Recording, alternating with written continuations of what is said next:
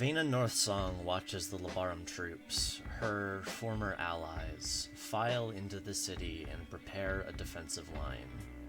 She's hidden the Art of Doubt in a warehouse and stands atop a nearby apartment building that's mostly intact, surveying what will soon be a battlefield. Was this the culmination of what she said to Karappa all those months ago about needing to get your hands dirty to see a better world? Was this going too far? Was she compromising her ideals? But she was so tired. So tired of her people fighting and dying. She'd barely slept this entire year. And there was a magnetism in that man, Klaus. A feeling that she could put her faith in him. That she wouldn't have to stand alone any longer. Was she growing too soft in her old age? She lifts her communicator to her mouth. Klaus, are you ready? My troops are in position. The enemy, her voice catches on that word, have our backs to us. Just the first volley will devastate them. Klaus, what do you say?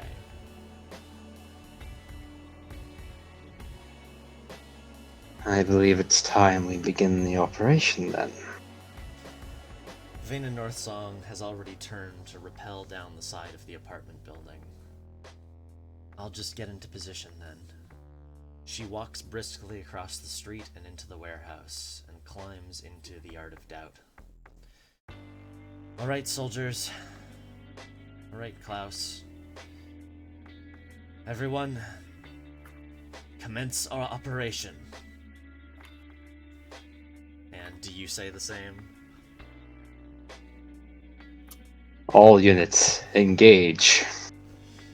In a crescent all around where the Labarum troops have set up their defenses in the eastern side of the city, fallen Gestalts rise.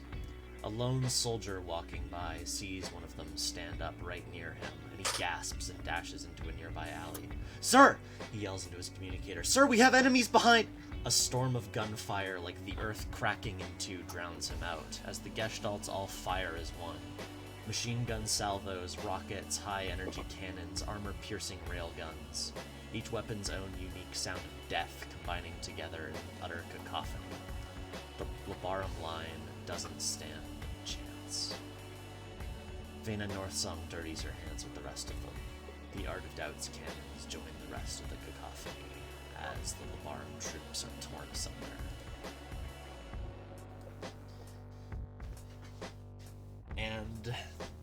And from there, I think we cut away, at least for the moment, to our gang of intrepid, attempted diplomats as they stand in front of the mass of Haraeth forces, which,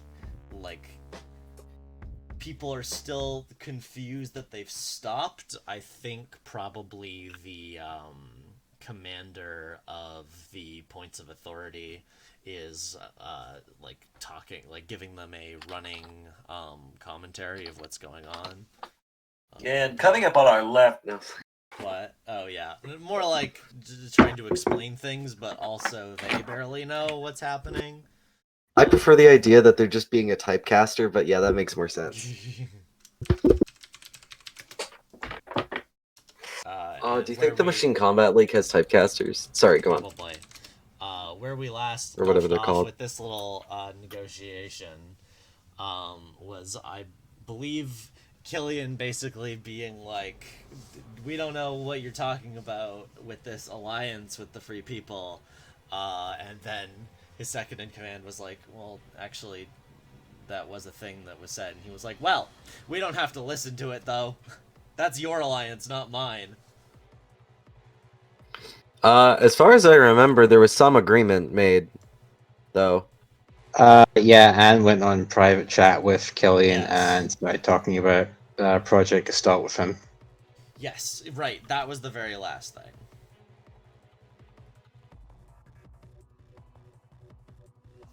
And just crowbarring her way into his DMs. And if I remember, he didn't know, you were going to explain it to him, right? That's where we... No, we left off of her asking him what he knows about it. Oh, you're right. You're right. I'm sorry. I was a fool and forgot to listen to the end of last session, which I meant to do, but I was too busy looking for Everyone. music. Point at the April Fool. Yeah, I'm an April Fool. Okay. Thank you for reminding me. Don't worry. I have my. Okay, so.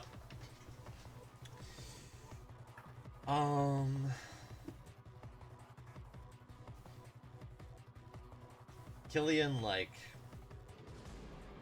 in his mech,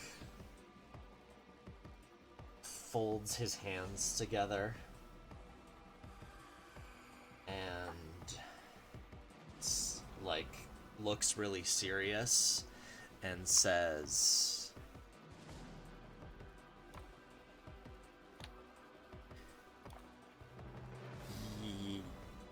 mm-hmm, of course.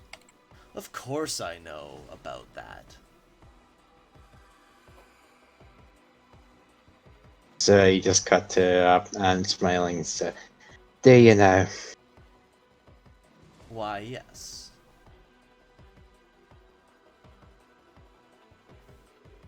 Meanwhile, I Whereabouts? think Where, the whereabouts? camera, Whereabouts? Yeah, whereabouts is it? the camera cuts to Fataly, who is like looking slightly stressed out, and then cuts back to him and he says, "Well, I would not say that over comms, obviously. It's top secret."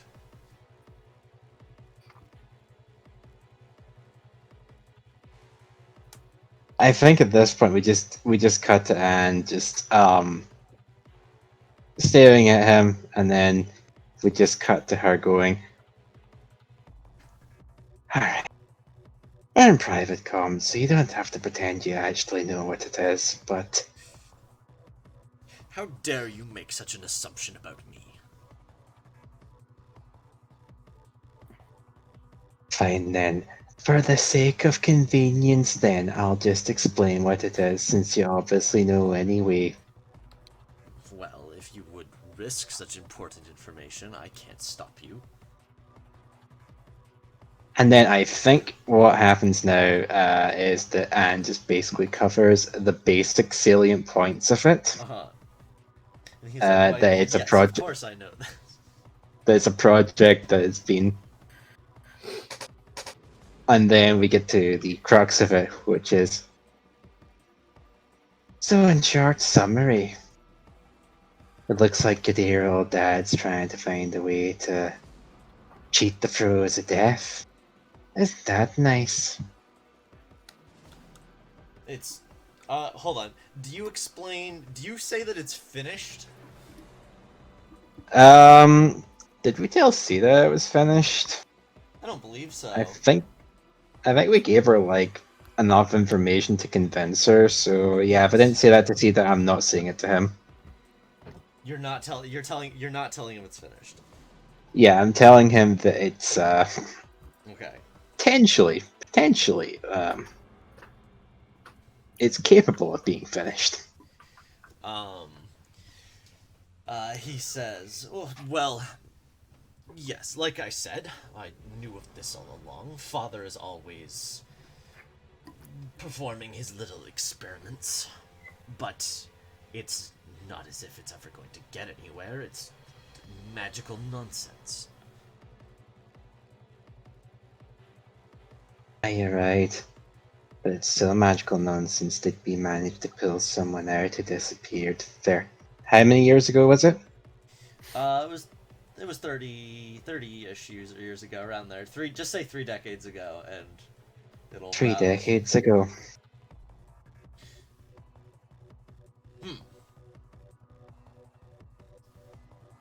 How do I know you're not lying to me about that? I think he gets information request. Does he accept? I think he hovered.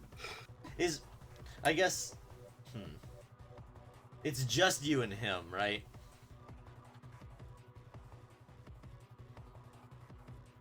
In this little side DM. Yeah. Okay. Yeah, he pauses and then he's like, oh, fine, and then he accepts.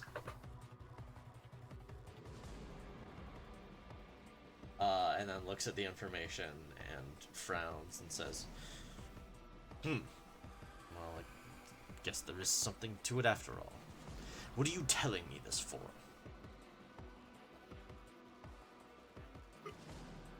Thing. The line of succession, isn't it? You've got the first one that pops out, then you've got the rest in case something bad happens to the first one. It's a nice little system, but tell me something, Killian. If the first one's not going away, do you really need a spare?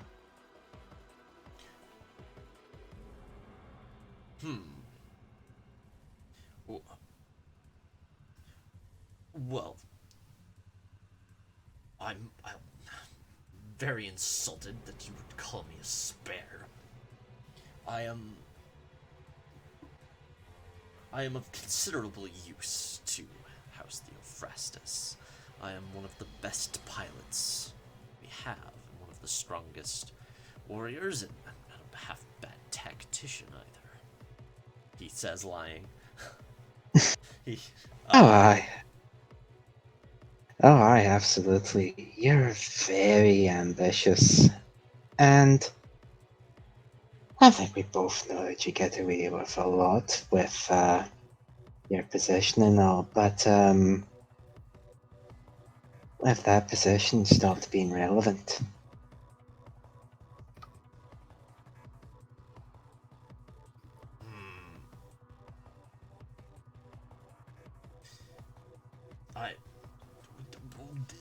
if I pose no problem to the line of succession, why would my family try to kill me? If this is what you are implying. Sita and I get along just fine. I think at this point, yeah, we cut to Anne just trying to stifle, failing miserably. Oh, aye, yes, that's your plan. You're going to throw yourself on out of Von Theophrastus and see that Von Theophrastus' mercy.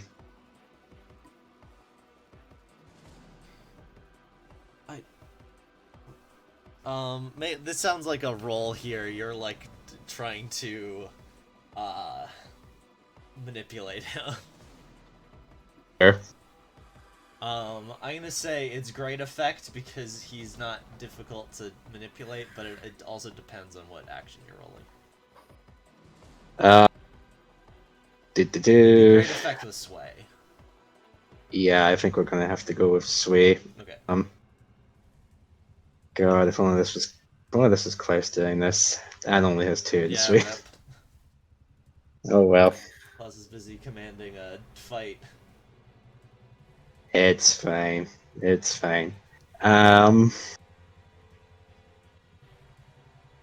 much stress do I have? 5 stress.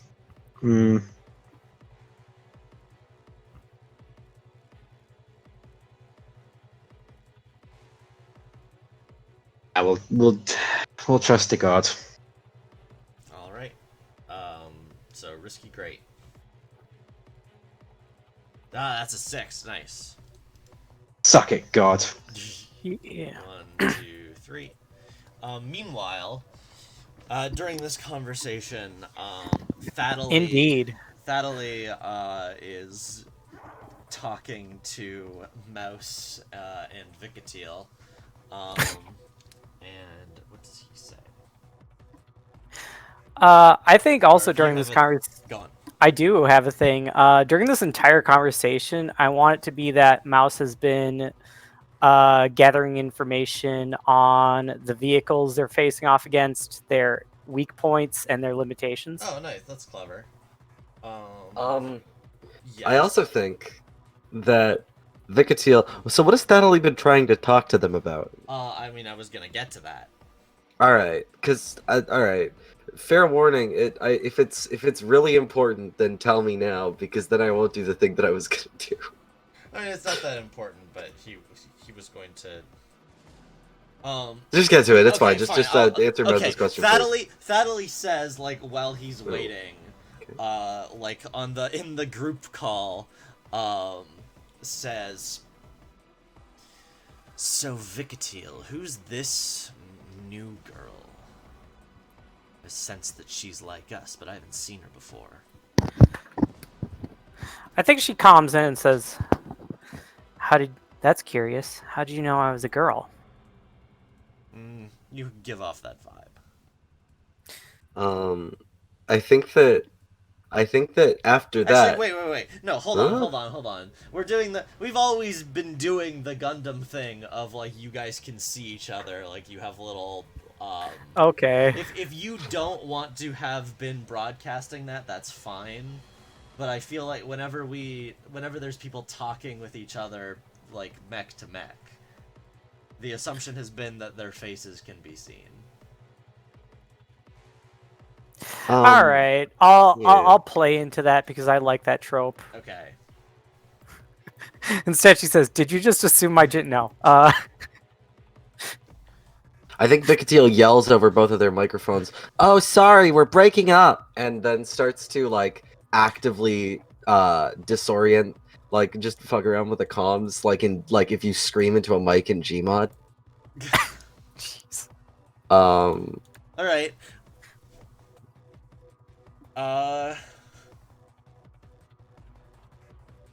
It's only for a little bit. I don't know if that matters to you, but no, I think it's this just matters. it's just like a little bit of shit posting. No, don't worry. Go for it. No, Vicatile is being abrasive to the worst person in the Crucible. Or from the Crucible, rather. I think Mouse in I this think- moment just You go. wears a flat expression of unamusement. That's all. That's it. Yeah, that works. I'm going to just put his clock on the screen now. It may not matter whether you fill it or not. But why don't you give me a roll, Vicatile? What type of role? I don't know. What do you think messing with the comms to Well, annoy him is? That would be channel, I think. Oh, are you doing it with channel? Yeah, Okay. that's what You're the doing it implication psychic- was. Well, Yeah. I thought you were just like literally messing with the hardware. No. I thought you were, Vicatile like, was doing not that boosting thing their that you mic up. do in real life No, when no, you no. knock your microphone over or whatever. Vicatile was not doing this. Vicatile was not doing that. Vicatile was simply like being like their screens got shaky too. Like they were actually breaking up. Okay. But yeah. Give me a I don't- channel roll. This is risky standard. Oh, it's Oh, no, risky it's standard, risky huh? limited. It's risky limited. He's a higher tier than you. But I've got to find psychic amplifier. Okay, it's risky standard. I'm looking at this ace thing and I see that Fergus has 4d6 and shitpost. I mean, Vicatile does. I don't. Oh, hey, look. Wow. Wow. Okay. You sure about that? I think. So I think what this does. Okay, I'm gonna. We can make this more effective because I'll say what he does in response, and then Great. how you respond to that, Yeah. which is just an auto success. Will I think further move things along here. So you mess with the comms, and he Just go like. he just like hits you with a psychic blast that is the intense feeling of stop that. And I Okay, think this is okay. a thing- Wait. just Here's let what- me talk, oh. please. I think Oh, sorry. this is a thing My he bad. used to do. Oh. Like his particular psychic acumen is he's very good at like frontal assault, I guess, but also specifically like taking people by surprise. So he's a broadcast player. He's very good, sort of. He's very good at like getting through people's like mental defenses and like just hitting them really hard initially. I have a great And idea. it often leaves him a little bit vulnerable, but like back in school he would prank people basically by like yelling Yeah. inside of their head. That's really funny. All right, so it's a little think bit this- different. I think Mhm. this plays out like the opening few minutes of The Last Jedi. But yeah, no, okay, so he used to do that to Vicatiel, and he used to do that to basically, you know, people he didn't particularly like in the Crucible. Whatever. Yes, he used to do that. This time he finds no mental barrier or defense. It's kind of like walking into an open door, right? Uh-huh. And then, like, I think that it's kind of like walking out to a beach without seeing it prior and realizing a tsunami is about to hit. Yeah, alright. And Where there's no water and then it just collapses on top of like his mental. he goes into Vicatiel's head and there's nothing there. Like he yelled Like- there's the sharp feeling of stop that, and then suddenly like There's like an there's echo no in that stop response. that. Yeah. And then it all comes crashing down and we get like a rehash of what not Amalia, Jesus. What Anne saw in Vicatiel's head just like drop on him like an anvil. Uh-huh. And then we like back in reality, he like grunts and clenches his head and his nose is bleeding. Oh, sorry. Yeah, no. I was just using like the paper crackle prank. Sorry. You know how you do that where you kind of like, you know, we're breaking up, we're going through a tunnel. Oh. Fucking. Hey, jackass, how's your head? And like has to strongly resist shooting at you. if yeah. Mouse, meanwhile, you wanted to do a scan? Yeah, so while all this conversation is going on, she's been kind of like quietly tickering away in her cockpit, analyzing the gestalts before her, their make, their model, their structures, their limitations. She's just doing a full scan of this stuff. So this is going to be a scan roll to determine Yes. these things. This is controlled, and its effect is how high you roll. Okay. 2d6. 1d6 actually. I need more scan. Yep, I guess you do. Controlled.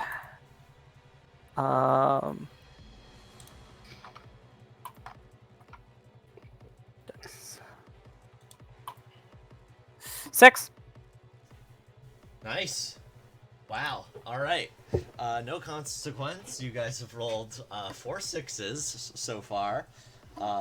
Good job, all of you. And after Monday, Yeah. I deserve all of this. Okay. So you get great information. Nice. Okay, I have things to tell you. First of all, okay, so this is a fairly big, it's slightly smaller than an army. What's a thing? A division? Is this A battalion. battalion? Battalion. Thank you. Yeah. This is a fairly big battalion.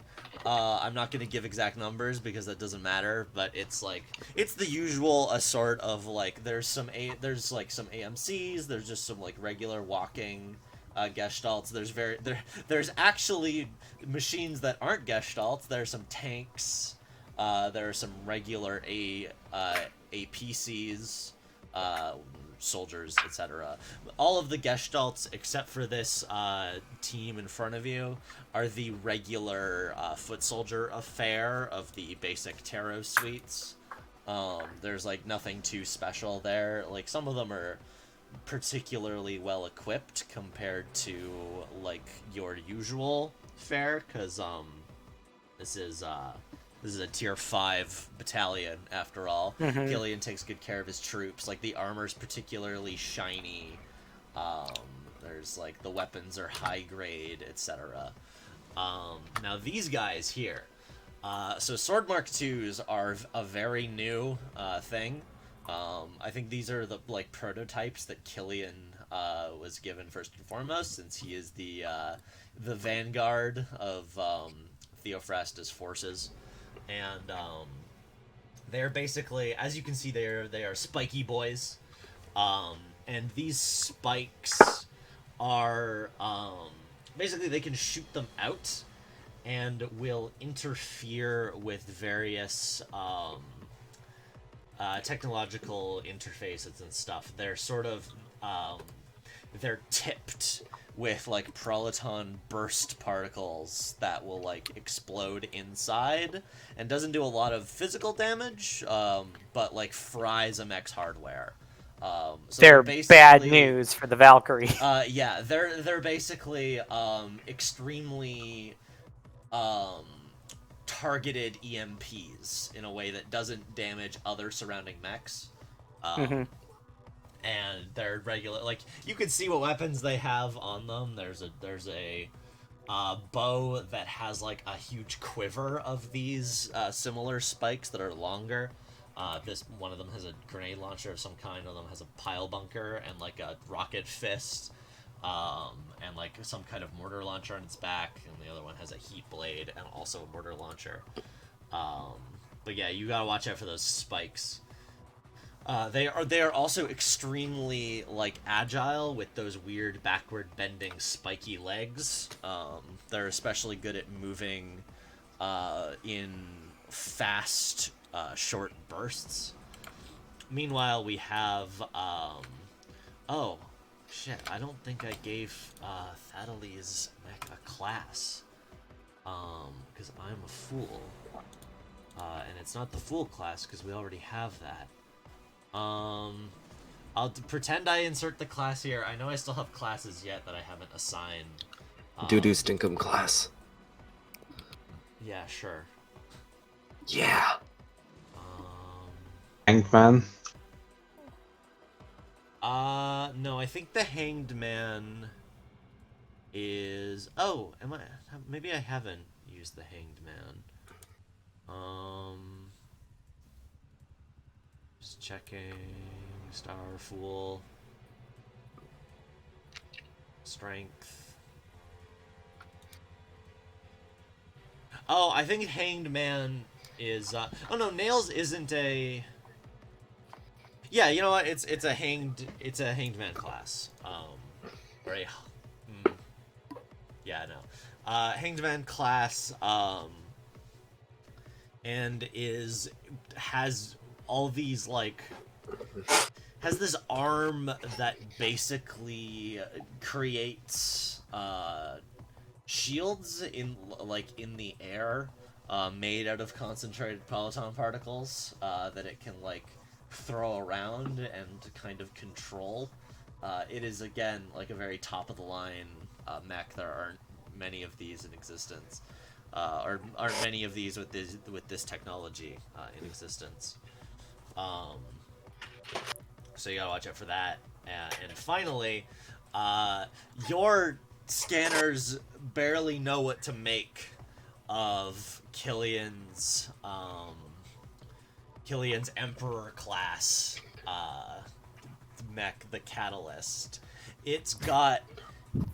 I think it...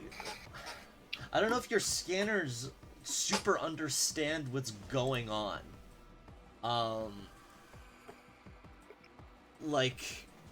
Its energy output is off the charts. And it's probably strange to you that it doesn't just explode. But you did get a 6, so I think you, with a deeper analysis, you're able to figure out that it's contained with some kind of field, and can use that field to let some of this energy through. And through some method that you don't super understand, it can self-repair at high speed. there are also, I think part of why you're able to figure this out is because there are stories about like Killian fighting and his apparent indestructible nature of like it's not that he's indestructible, but it's that he heals so quickly that it seems like he is. He is very dangerous. He's extremely dangerous. Out of character. I think I said this last time, but he has a Orson. Yep, you did say that.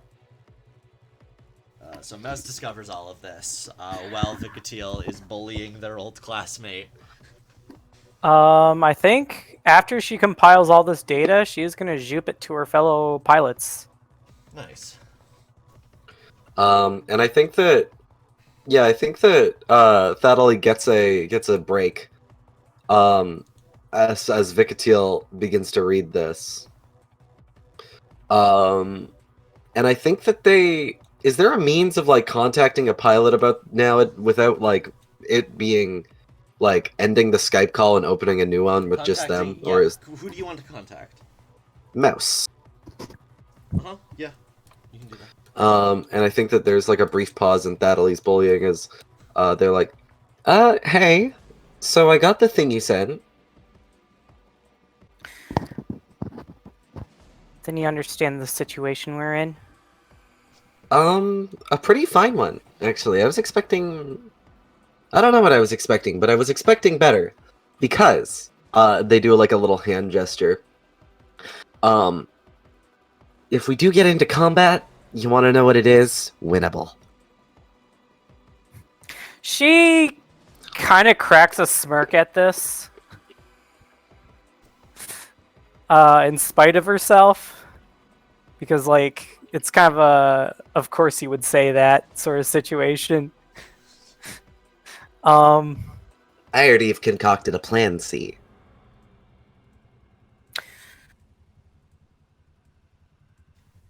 Very intuitive. Very well. I will follow your lead on this. Alright. We're gonna need 2 if this happens. Now, this is a pure hypothetical. Ant's probably doing, the heavy lifting. But if it all hell breaks loose, check this out. And they pull up like a little like anatomy blueprint sort of thing on their screen of one of the sword classes that like an OG sword class, and being like, so it's basically the same layout, which means if you look here, I've been pretty good. I don't know too much about the actual rigmarole of how a Gestalt works. I do know where their cores are, and damn if those things don't explode.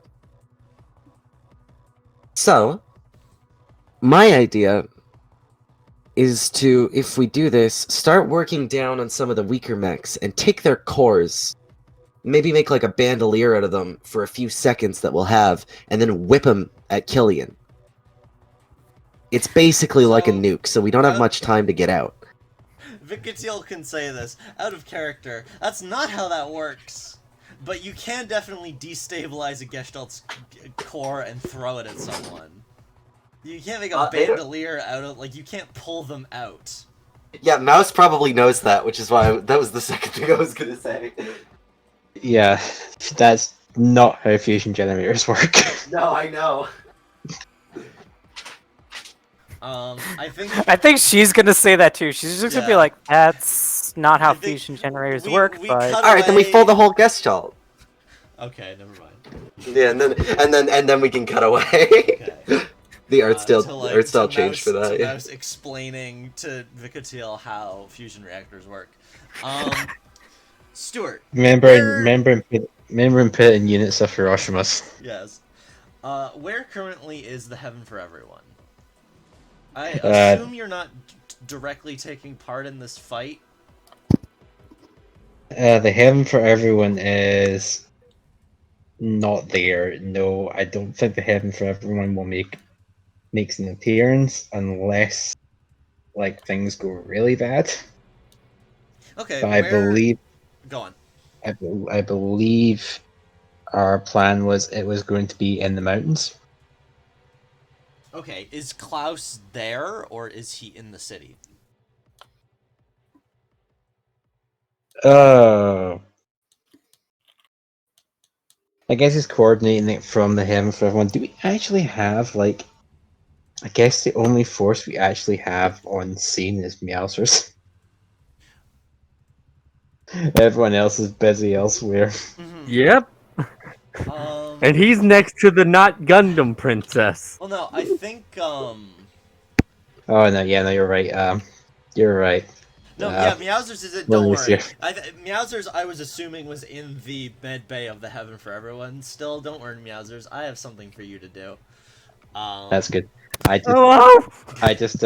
I just think it would be like bad form if we had this like massive coordinated plan, and then Klaus, like none of Klaus's forces were like actually in the I thick of it. think I have been assuming that The Platinum Collection and the yeah, Illuminator Platinum there, so Collection and that's nice. Illuminator definitely fighting. Okay, good to know. Meowsers. Yep, I'm listening. What you got? You, I don't know if it's your, like, sensors, or if you have, like... Yeah, it's probably your sensors. You're a robot. You get the feeling... I think you maybe hear footsteps, or just, like, pick something up that a robot would, more than anything else. But someone has passed by the room like, the med bay outside. And you don't know, like, no one's supposed to be here. The ship is on a skeleton crew. Alright, well, that warrants investigating then. We're gonna leave the post and take a peek around outside the hallway. Nothing Okay. special about it, just Taking a peek sounds like perhaps a survey or study roll. sure. I don't mind. Survey is probably Yes. better here, and also you have more dice in it, so... Wait, why is there... I do Why is indeed. there a G? What is the G? The G stands for guard. Because I get an extra dice because of my function. Purpose. Wait. No, that's not... What? It's not an extra stat, it's an extra dice when you're performing an action that fulfills your purpose.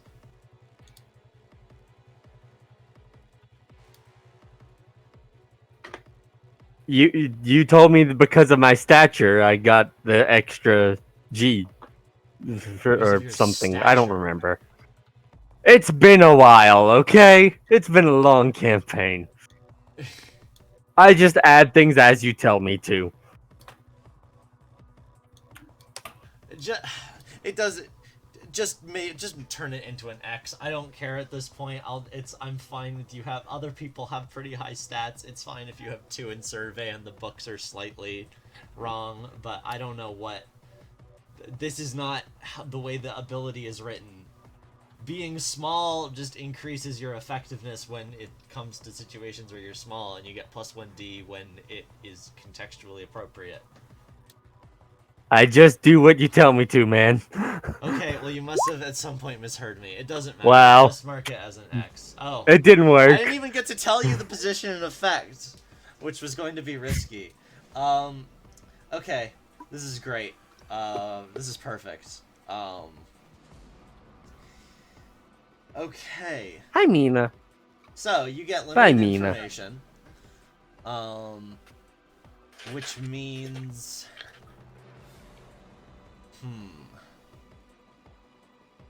Do you see, like, a blurry shape disappear around a corner? Do you follow? Well, no one else is really supposed to be in this sector Cool. right now, so we're following. So you turn around the corner, and a person flickers. Actually, yeah, one person flickers into view.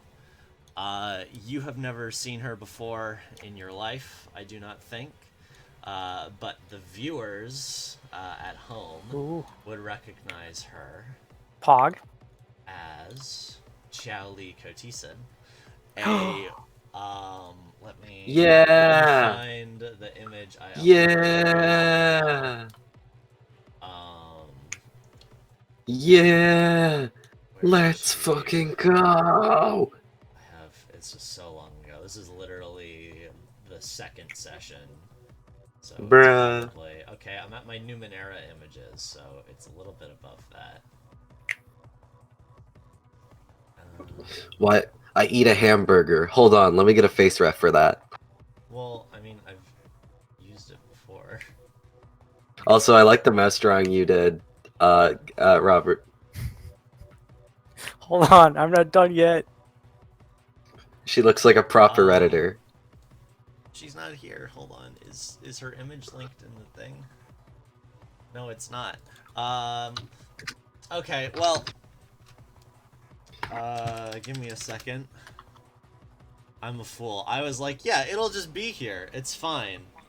But it's not fine.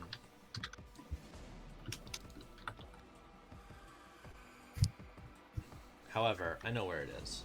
Just let me find it here. Nope. Oh,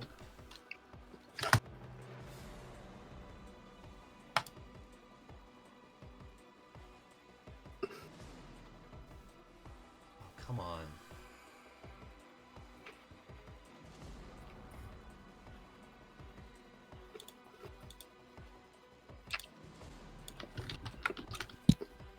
Alright, I'm gonna open up YouTube and go back and find... Oh no, here it is, found it. Never mind. The moment I was like, I'm gonna leave this site, I found it.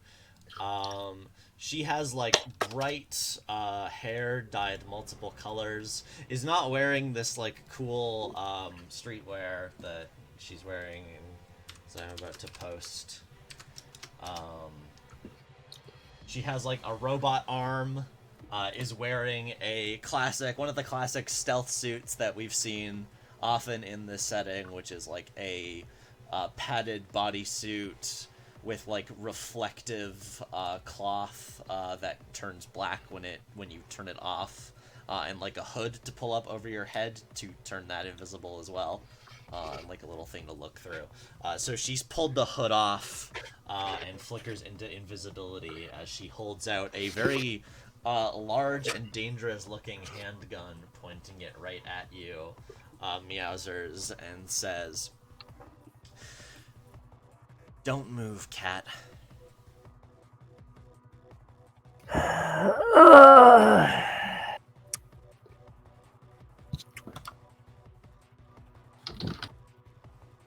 You are a new face on this ship.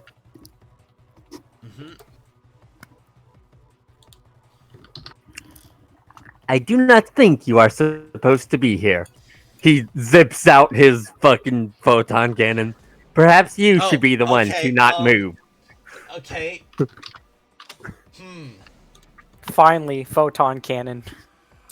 I feel like in the time you pull that out, you get shot, but I'm not gonna argue. This works. So, no, this is fine, because I haven't said what makes this a desperate position yet, which is your consequence. So, you whip out your photon cannon, and the two of you have a brief standoff, and then suddenly you feel a high-powered surgery machine of some kind, maybe some kind of saw, pressed to the back of your neck. And Nail von Uberstern looking... Uberstern's right. Looking extremely, like, tired and beaten up, having, like, dragged herself out of the hospital bed, like, somehow... I think she has a broken wrist and did that thing where you break your wrist to get yourself out of cuffs, just me assuming that she was cuffed to the bed. Hold on. I mean, I was gonna full on fucking straight up insane ward restrain the bitch, but well, this is a desperate position, so this is what I'm saying. Gotta do something with it. You can resist it, But you're right. not She's break just your walking wrist, you with the break your hospital bed on her fingers. back. Um, Well, you don't break your fingers. You just dislocate your wrist and you dislocate your thumb, oh, and that's that's how what you I get meant. out of it. That's sorry, Yeah. dislocate, not break. You know, Yeah, it's one of them's you a know, bit I'm ha- sure finite. amateurs Yeah. break instead of dislocate. Well, she's You not know, an it has amateur. to- Is the point? yeah, it has just occurred to me right now. Uh-huh. But Meowscles has never just taken the opportunity of the fact that he looks like a cat and just should act like a cat. I mean, he looks he's like a kind of, robot. metallic. Yeah. You know, maybe Do it you- would be better like if you painted like the if cat you flag. like, do you shoot every Furby you walk past just in case it's a super intelligent doctor? Yes, I do. But Okay. Well, okay, let's hold on. We're getting into the realm of fantasy here. Super intelligent is a little bit. Okay. Anyway, No, I think just to make this work, the reason why like she wasn't like ridiculously tied to it is because she was in critical condition, and like wrapping her up that much may make it too hard for her to like live. So it's Klaus's fault. Yeah, that sounds fair. Um, Technically, she's- it would be Vicatil's fault. For uh, not killing her? No. Anyway, She was gonna she's do this standing anyway. there, breathing hard, pressing a very dangerous surgical tool to the back of your neck, and meets Chiao Li's eyes and says, "You here to kill Klaus? 'Cause I want to help." And you are now in a desperate position, Meowsers. Let's hop back over to Anne. Okay. So, where we last left off with Anne, is you have convinced... I think when you told... when you told Killian... Or... when you implied to Killian that he's going to get offed as part of this big plan, I think he went kind of pale, and then he grits his teeth and says,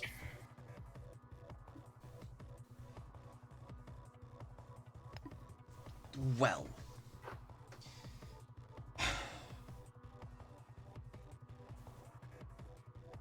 what is it to you? If I know Klaus at all, he wouldn't shed a tear if I were to disappear off this planet. So why are you telling me this? What do you want from me, Anne?" Pretty simple, isn't it, Killian? He doesn't need your spear. He doesn't need my spear either. So you're proposing we team up against dear old Dad?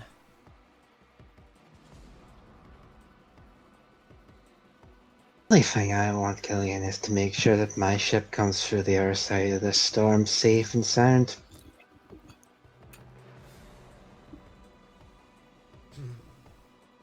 And to be honest, between you, Cedar, and your dear old dad, I think I've got a better shot at dealing with you later down the line if you end up on the top of the pile.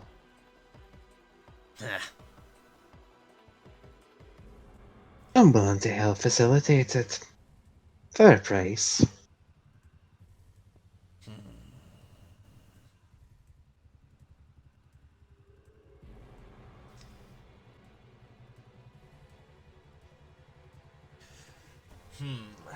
I think this is another roll.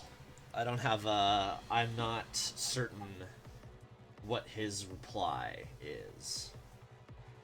Without a nudge with the dice. So this feels like another sway. Sure thing. This is risky standard. Alright, I think I will push this one, just on the off chance. 3d6. Wow. Oof. Oh dear. Well, Killian smiles and says,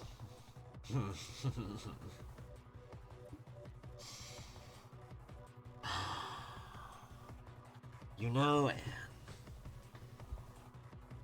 I never trusted my brother. I've never trusted anyone who can be so silent and placid. I knew it was an act. I knew that he was always planning things, looking down at me through those glasses of his. I would need a lot. How does he phrase this? I'm going to need a lot more than just that. Just these words and this information to work with my brother on a dime like that. I think I wasn't Go done, ahead. but I didn't Yeah. know. he adds, shoot.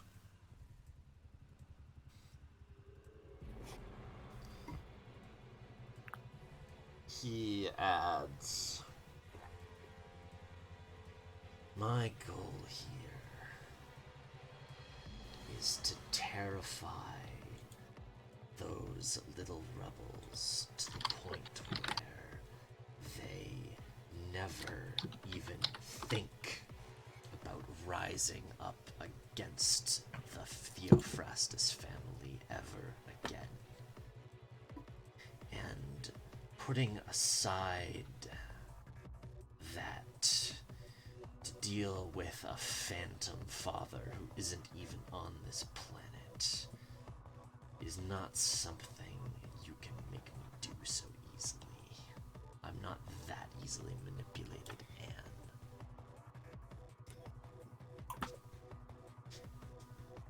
Anne. What were you going to say, Fergus?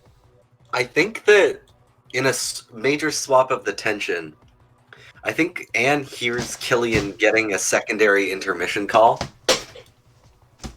Just like a dun-dun-dun, dun-dun-dun.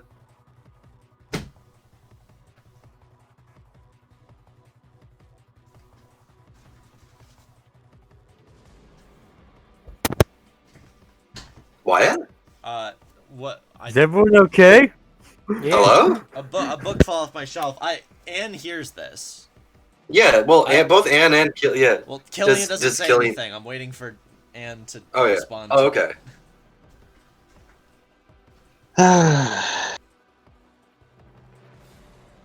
I never expected you to take my word at face value, but it does sound like we've been talking at cross purposes here. At what point did I mention Klaus?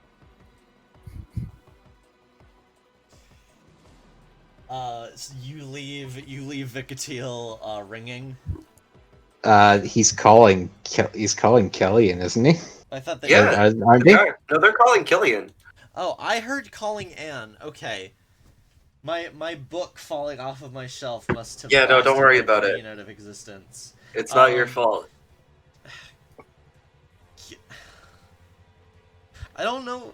I think Killian's too busy to pick up. It's fine. What does Vicatil do if he hits the button? If he was gonna hit it, I think they were gonna try and chew. I think they were gonna try and chew Thaddelie out. To Killian? Yeah, being like the same Well, same yeah, kind you of can being leave like. a message, right? So say what Vicatil says. I'll type it out while you continue. Okay. Well, no, I was gonna cut to elsewhere at this anyway. At the what made you think I was talking about Klaus? Because that's a good cliffhanger moment. All right, cool. I just need to write this out because it is important for my brain. Because Okay. whatever. Well, you could also It'll just be say quick. it if we're cutting to Vicatile. Yeah, but I don't. Okay. Um. Let's go over to Mouse for the moment then. Mouse, what are you doing after getting all this information? Are you just vibing? Vibing and plotting and planning and putting together a big grandmaster scheme. Okay. I think mostly she's just mentally running calculations of what angle attacks would come from. Okay. She's probably processing a lot of like. It sounds like Mouse has already given up on the idea that this can be solved with diplomacy. No, this is all a contingency. Okay. Like, you know, hope for the best, prepare for the worst. Yeah. Like, she's not a talker person, so That's what fair. she can do is is study things. Yeah. That said, she's already did her scan roll. She's already going over the information that she got from it. She's already plotting like how best to hit these guys if she has to hit them. I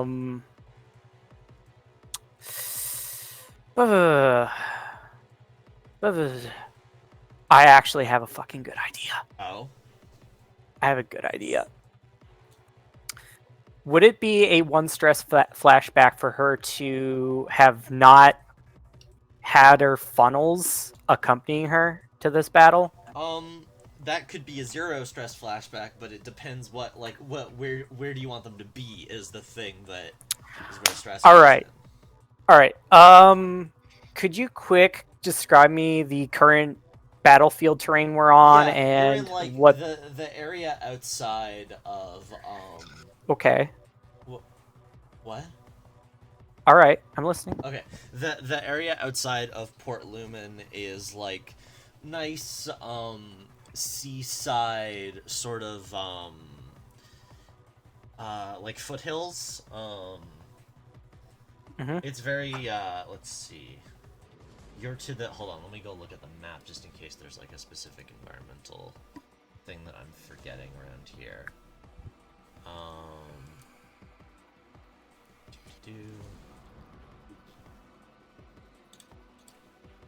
Yeah, okay, so there's mountains to the north.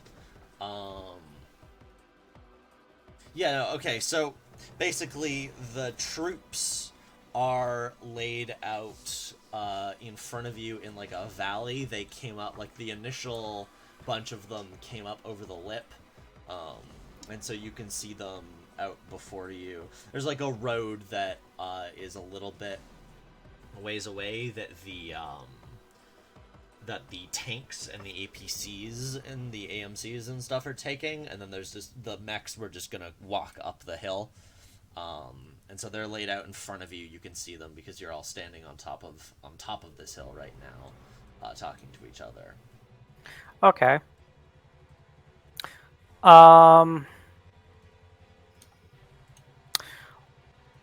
How steep is the slope of this hill? Not a steep, not steep. How do I phrase It's this? not a cliff. It's a just mech a hill. can climb it. So like, a car could not easily drive up it, but a mech could walk up it. You know.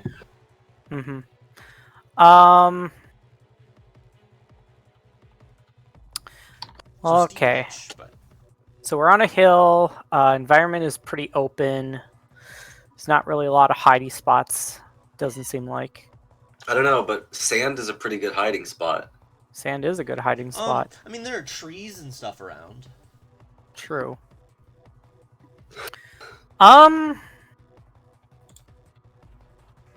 Actually, I think.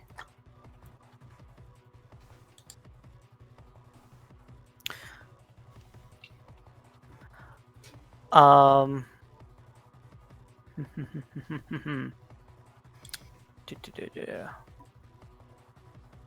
just looking at all my shit here real quick.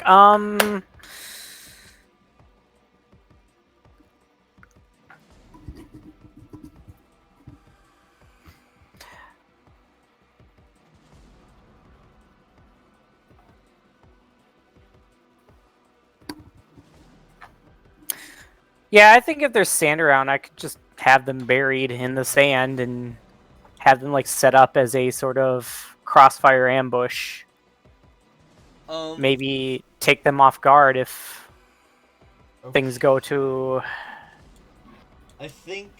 I mean, there's dirt. You could have them buried in the dirt. The only thing is Oh, yeah. you. I'm just trying to think of how much time. Yeah, I think it'd be a one stress flashback because. Why don't you save this, because we still don't know whether it's likely a fight will break out, but we don't know for sure. All right, never mind. This is a Not good gonna, idea. not gonna do the surprise. Blah blah blah. I do want her to sort of like keep tabs on the heaven for everyone, though. Okay. Keep tabs in what way? Just I don't know if there's a way to get data relayed of what situation it's currently in, but There probably is. so far it looks like everything is a-okay over there. Okay. Yeah, this just hasn't Oh. been able to get an alarm out. All right.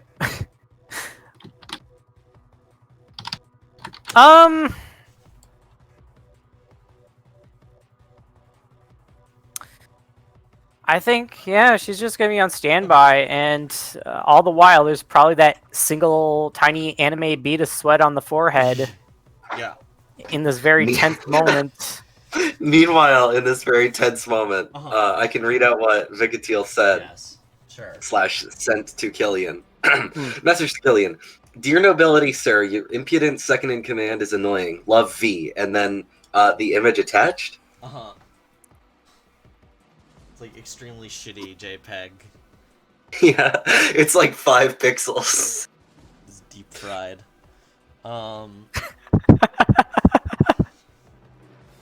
Crispy. Thadaly says to you, Vicatil, when did you get so strong? Damn, when did you stop growing?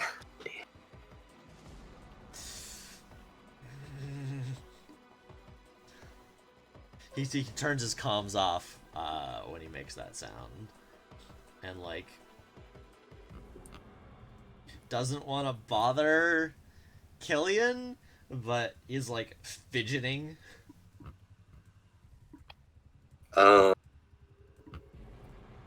I think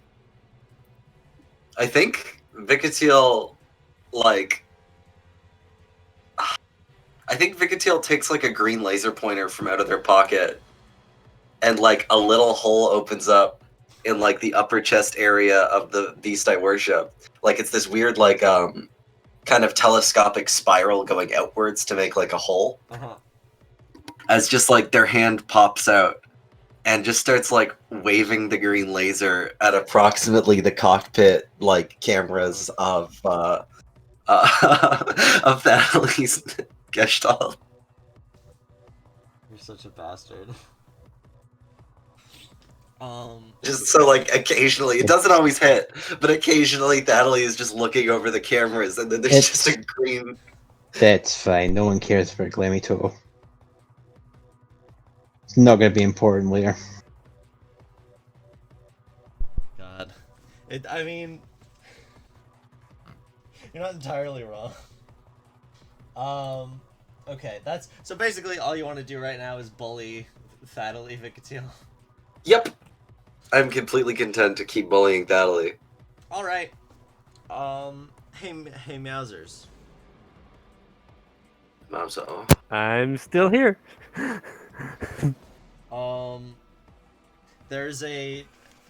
There's a moment of like hesitation on Shelly's face. And then she says,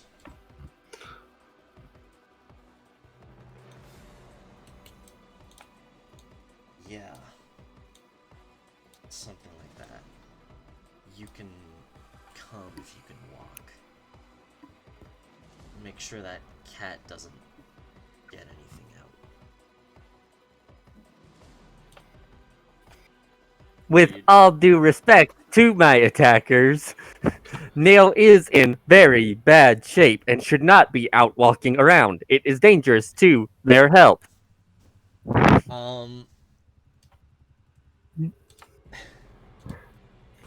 Buddy, if you don't do something soon, I think she's just going to start like shoving the surgery tool like through your neck.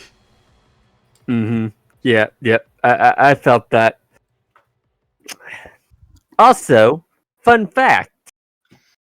I think she says, "I didn't ask to be saved, cat." Very well. And I would like to open the back port of the photon cannon and shoot her. How does that work? Does the back of your head open? Yep. Robot powers, bitch. Alright, I'll allow it.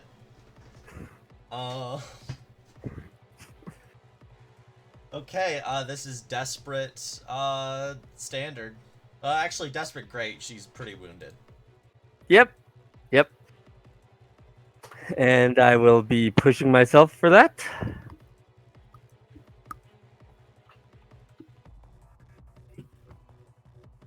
Six X.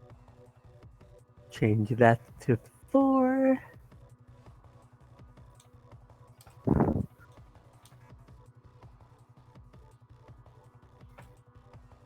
We are also abusing broadcast to temporarily paralyze the bitch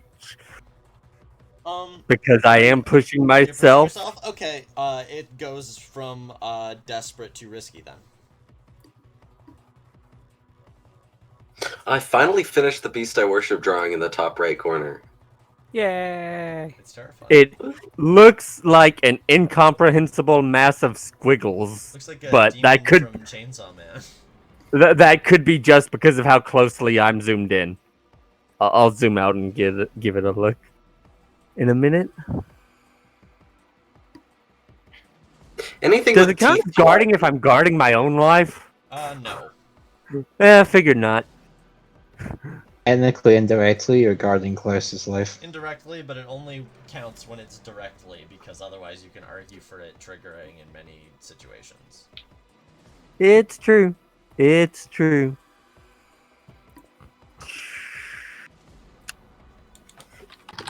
Well, this is what I've got to work with, so it's what I'm working with.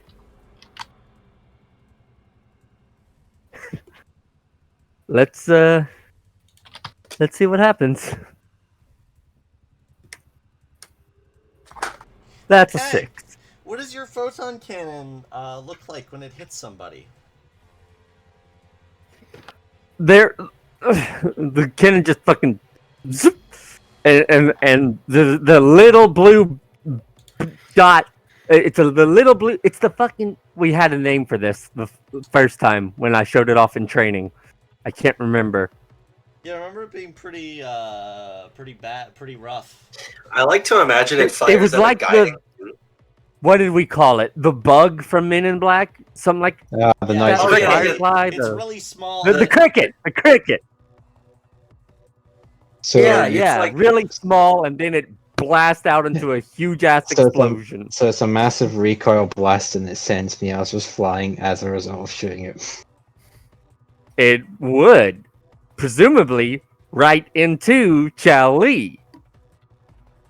Or does Grabs Meowsers onto have Chuck. like little like things that drill into the ground or like claps? I love the claps idea onto the that- ground to that- brace himself. Oh, but what Yeah, if he has they're He called wants to claws. be They're double blasted attack. into Chow Li to knock out the gun and whatnot. Also, why those things are called claws. Yes, you're right. Well, I mean, claws don't generally claws don't generally drill into like metal or whatever the floor of the. Have you had a cat attached to your leg before? It's true. Yeah, I mean, let's be real here. Imagine one of those things but metal. God, I would not want that. Okay, so is it safe to assume that the entire upper body of Nail von Theophrastus Nail von Uberstern, I hate my brain. Nail von Uberstern no longer exists? It's a very potent photon cannon. Yeah, okay. It is safe to I- assume that they no longer exist. Well, alright. So I think this is framed from Chao Li's perspective, who, like, sees this, and there's, like, a splatter of blood across her cheek. And then you slam into her, and, like, you're not heavy, but it does take her off guard, as she, like, sort of half catches you and grunts and, like, falls into her ass, and says, "What the fuck?"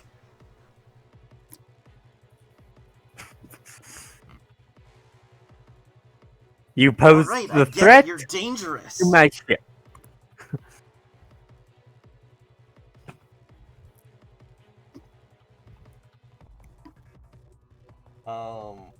Alright, let's hop back over to Anne. what is the? I'll take what is the Hippocratic Oath for 200. Uh-huh. Well, I guess it is pretty Hippocratic. I didn't want to be saved, he said. Okay, She said. Well, I guess That's not really how the Hippocratic Oath works, but your Windows trial of life has expired. Should have donated to WinRAR.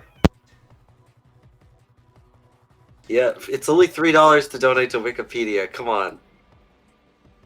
okay. Yeah, I guess we go back to. That's Go another back to Anne. Eastern family member down. That's fine. There's always more least- where that. There's always more where that came from. Like vermin. Yeah, okay, so Anne says, what made you think I had included class in this deal I'm trying to make you? And I think Killian chuckles a little in a slightly unhinged way, and says, "Oh, the lapdog is finally going behind her master's back."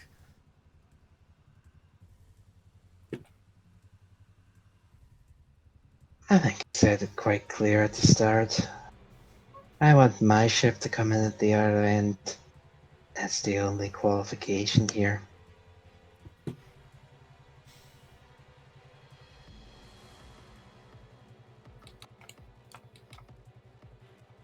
Well, I'll admit that this is suddenly interesting.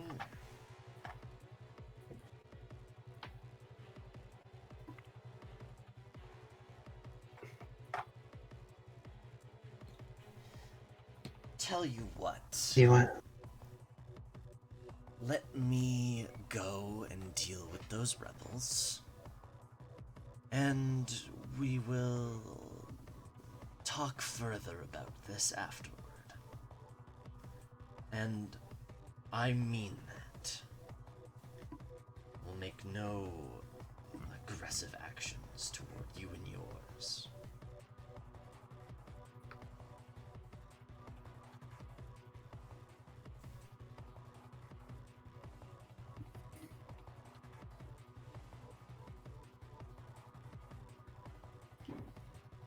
But if I let you go, then the jag will be up. Yeah, it looks like Anne's thinking for a second. What jig? I'm just doing what I'm here to do. It's Well, been said I here. was here to deal with those Labarum troops, but I see you've got that handled.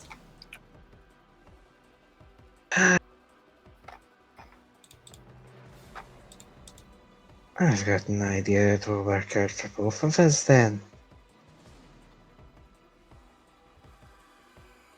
I can't be seen to just let you go by. But if you were to... But we're both in the rave. How do we normally solve such problems? Such conflicts of interest?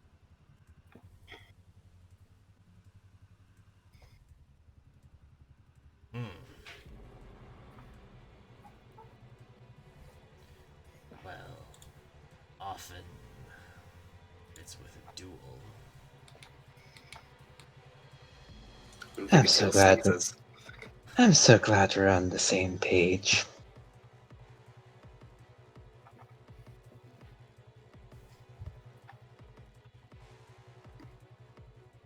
We'll have a Go on. we'll have a nice friendly duel, so we will.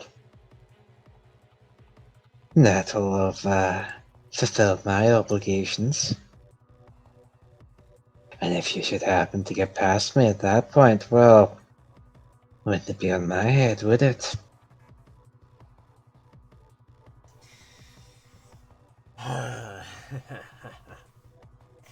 Oh, Anne. You don't know what you're asking for. You've never seen the catalyst in action, have you? So, but I'm thrilled to find out.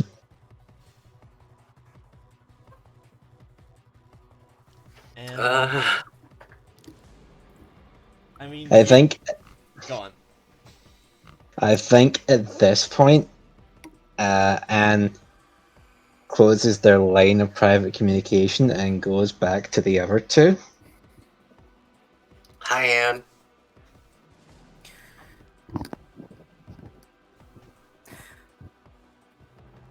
We've agreed to duel. Oh. Is that so? It's going to be a holding action. We just need to keep them here for as long as we can. If the Sorry, go on. if the action resolves itself, there's only two things we need to do here. We need to hold them off for as long as possible, so that things can resolve on the battlefield. Once it's resolved, he loses his impetus to attack. Alright. That's a sound plan, I guess. I don't want to be a resident dueler because, I mean, last time I got pretty screwed up, but if you're looking for longevity, I think they kind of just raise their hand slowly. Unless you want to try it? But I don't know if the Killer Queen is known for its durability. Generally, it's my intention not to be hit. By that thing, I don't know if that's an option. I think Killian comes into you guys and says, Hi, Kellyanne. I'll admit that this sounds like fun. Tell you what, I'll even give myself a handicap. All three of you can fight me. Oh. Do you plan to confront us all on your own? Yes. It's a duel, after all.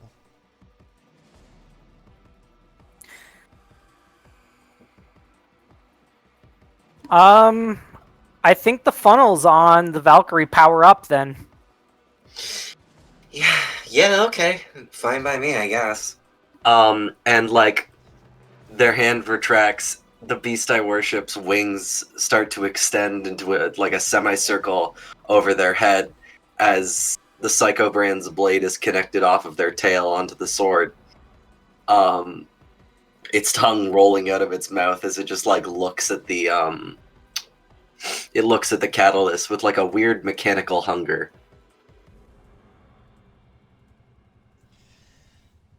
I think just to cap this scene off, a bunch of the restraints break off the Arendite as the beams power up on each edge, and swings the sword forward. And what was Killian about to say? So Killian, the flames that have been like flickering a little bit around the head of the Emperor class, of the Catalyst, abate, and then whoosh up, and surround the head completely to the point where it's like more of a silhouette amongst the fire, than like a clearly visible, like skull head. And Killian turns around and like broadcasts to all of his troops, and says, let me switch the music here. Because I know everyone really wanted to fight. This is also, I mean, this is,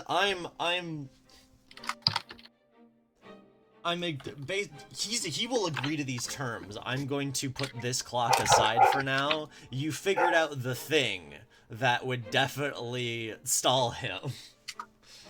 Yes. I'm also Yeah. gonna- But also, I was like, I know everyone really wants this fight to happen, Yes. so I will enable it. It's both narratively fun and smart because it's exactly the thing that he would agree to. He turns around, and he says, "Loyal soldiers, I apologize for stalling you all here. I'm afraid that the fighting I know you all so desired will have to wait for the moment. My brother is already dealing quite handily with the Labarum troops we've been chasing. And while I know that you all would love to put the gun to some traitorous rebels, my brother has other plans." And there's some like various, not no one's booing, but there's like a slight uproar from amongst the troops, and he says, "Don't worry. I've agreed to put on a show for you all. In front of me here are my brother's 3 strongest warriors. I am going to fight all of them. If I win, which I will, we'll go do as we wish. But if I do happen to lose, well, you'll all get a break, I suppose." And then like orders people back, and says, "The ground at the base of this hill, I think, would be a good." And then suddenly he swings out his axe, and has like, I think the way duels work, is like, as we've discussed last time, like you need seconds set up and everything, and he has completely ignored this. Great. And just immediately swings his axe at who's the most fun? I mean, Killian's pissed off at Vikatiel. That's just a side note. I'm not saying that's. I think I was leaning Vikatiel. All right. Well, I'm going to be activating Rage. Cool. And resisting Death Wish. Actually, Immediately swings his axe at Vikatiel and like says, how does he say this? You should have started shooting while I was talking. Alright, so quickly I'm just gonna activate Rage. Death Wish being resisted. Let's make sure that if I stress out, nothing really that different happens because I have the, you know what I mean. I'll 2d6. I don't. Oh, that's cute. Hallucinations. And I think that as he's saying that, he hears the beast I worship scream through the cockpit. As it attempts to bite down on the axe and then just like attempt to impale where Vicatile approximately thinks Killian might be in the in the catalyst with the Psycho Brand. Okay.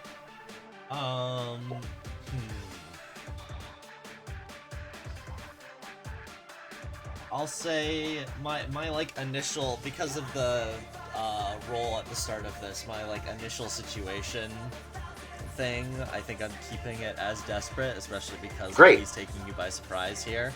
Now, it's desperate limited, but I'm sure it isn't because of all the stuff that you have. It's gonna be desperate great. Are you sure it's not desperate extreme because rage is active? It is actually. Oh yeah, Rage is activated, Fine Weapon +1, and Robot Fighter. So it is extreme. All right. So Terrifying Visage is what I'm gonna be pushing.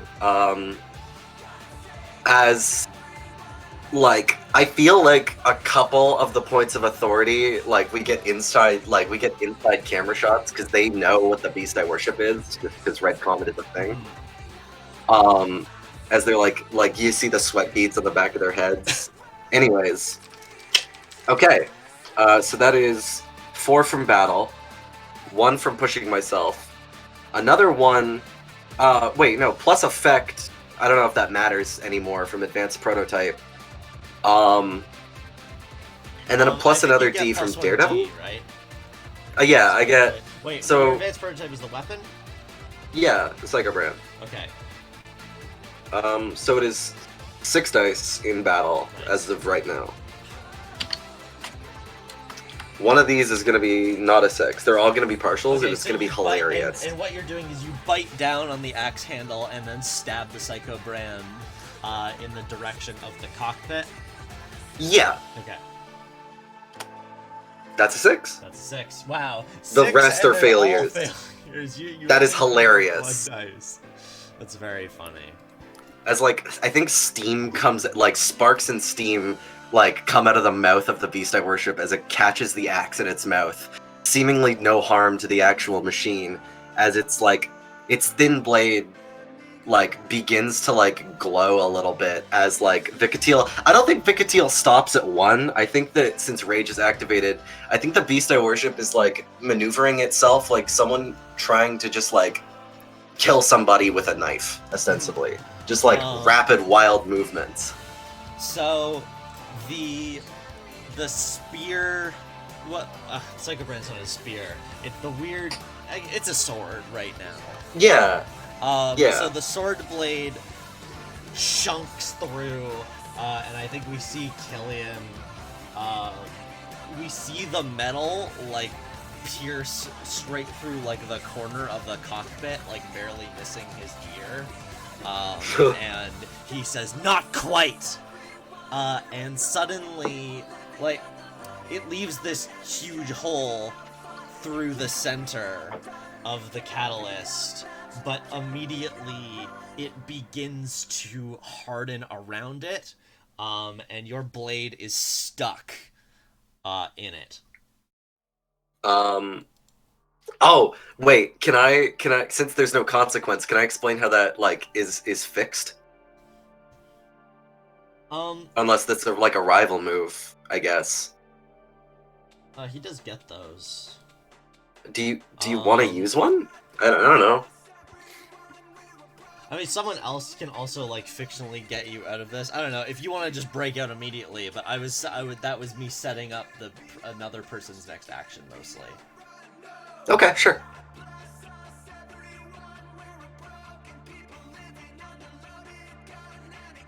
So this happens. What do the other two do?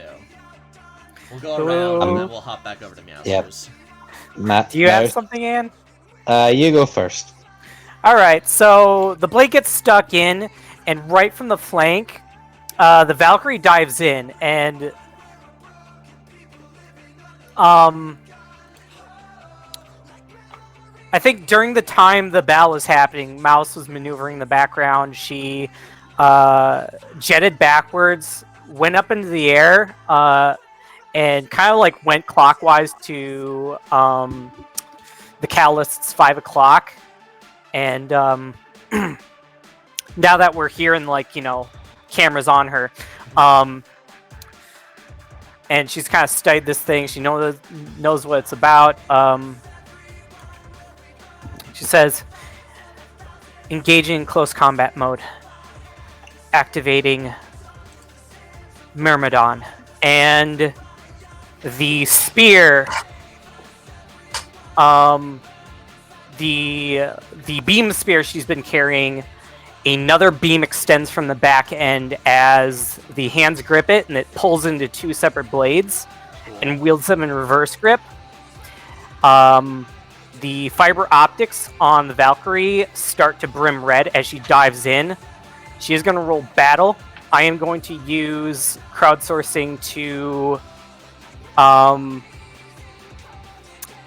essentially emulate Vic Teal's battle strategies. That's cool. Okay, so you're remind me how that works. You can... Hello. Crowdsourcing. Sorry, go. Yeah, you spend 2 stress, and you can use another person's action ring instead of your own. Okay, right. I would like to help. Ooh.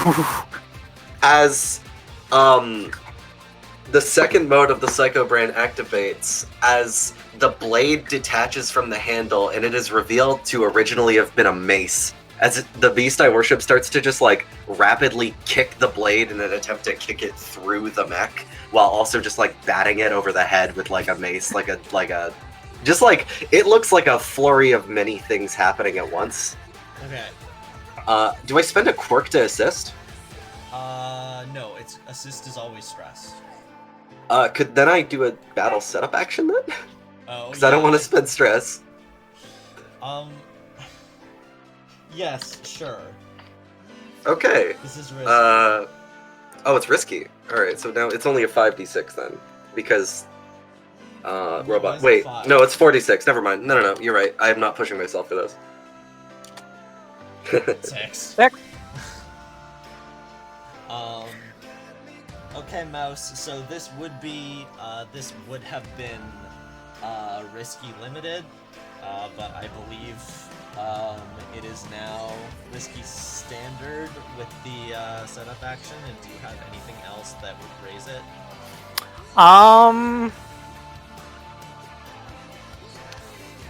3 wait. quirks and a dream. Hold on. I think you all have boosted weapons. We do. Yes, you do. Never Oh, mind. yeah. It's risky standard.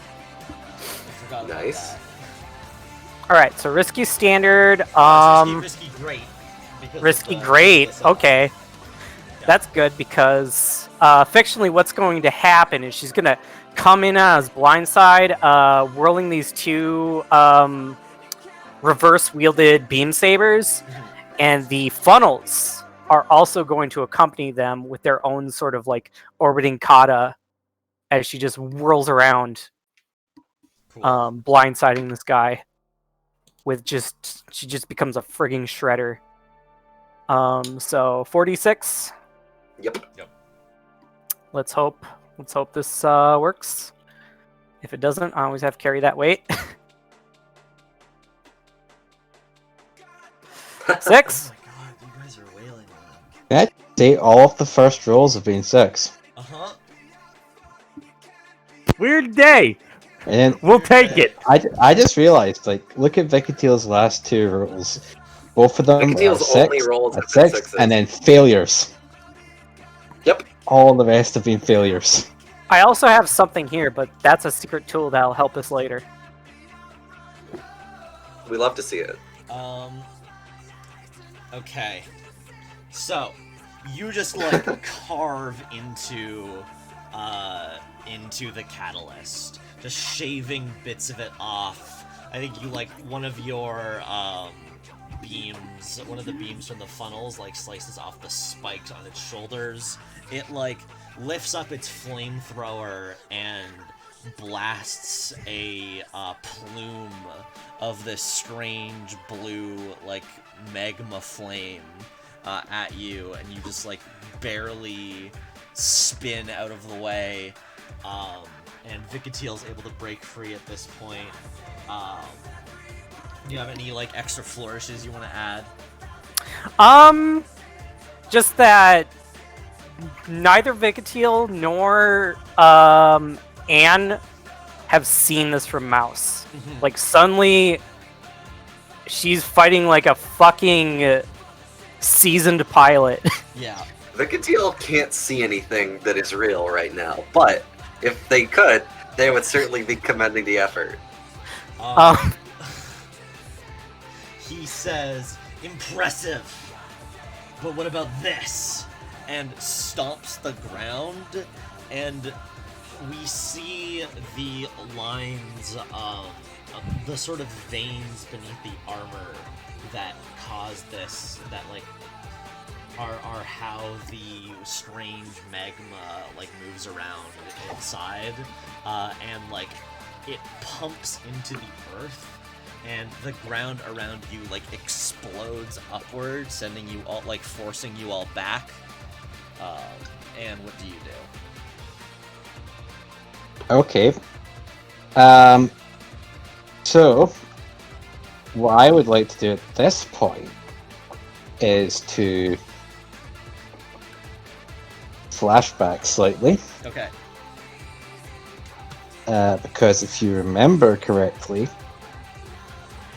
Kellyan's mech was developed by Instrumental Industries. And in fact, there was an entire diagram of it. Yes. So I think in the time that they were there and studied up on whatever information they had on the mech.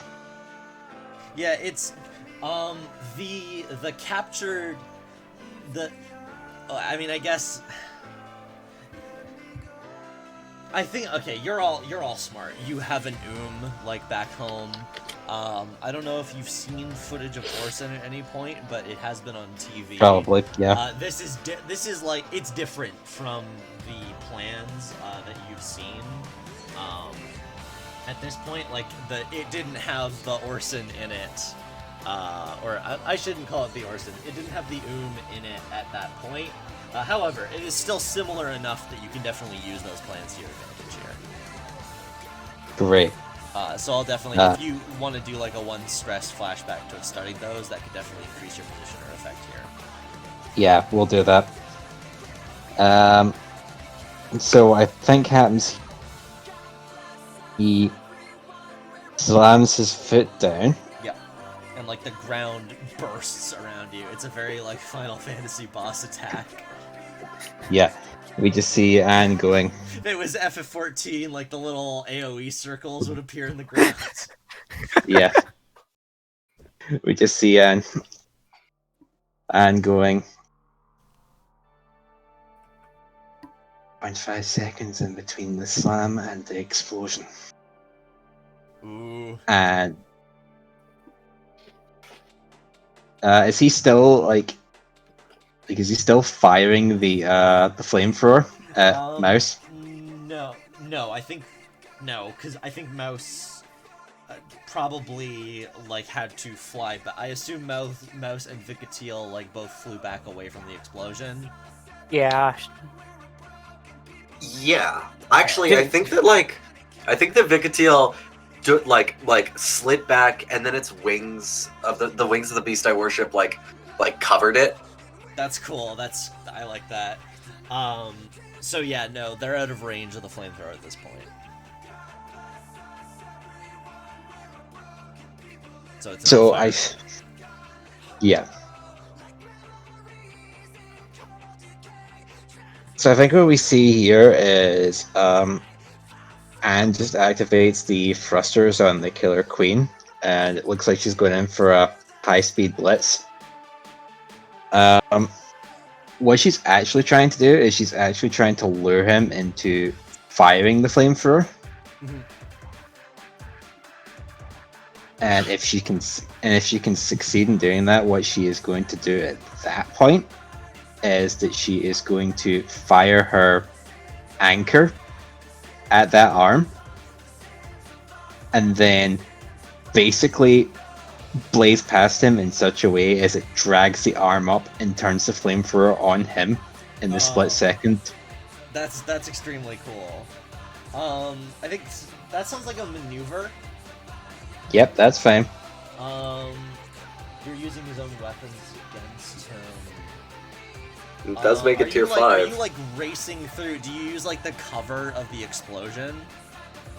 Yeah, Okay. you just see the lights off of the Arendite just flash up for a second in the middle of the explosion, and then the Killer Queen bursts out of the smoke. That's really cool. I'll say I'll make that risky great then. I think it would have been desperate, but using the smoke in that way is cool, and would like make him less likely to see this coming.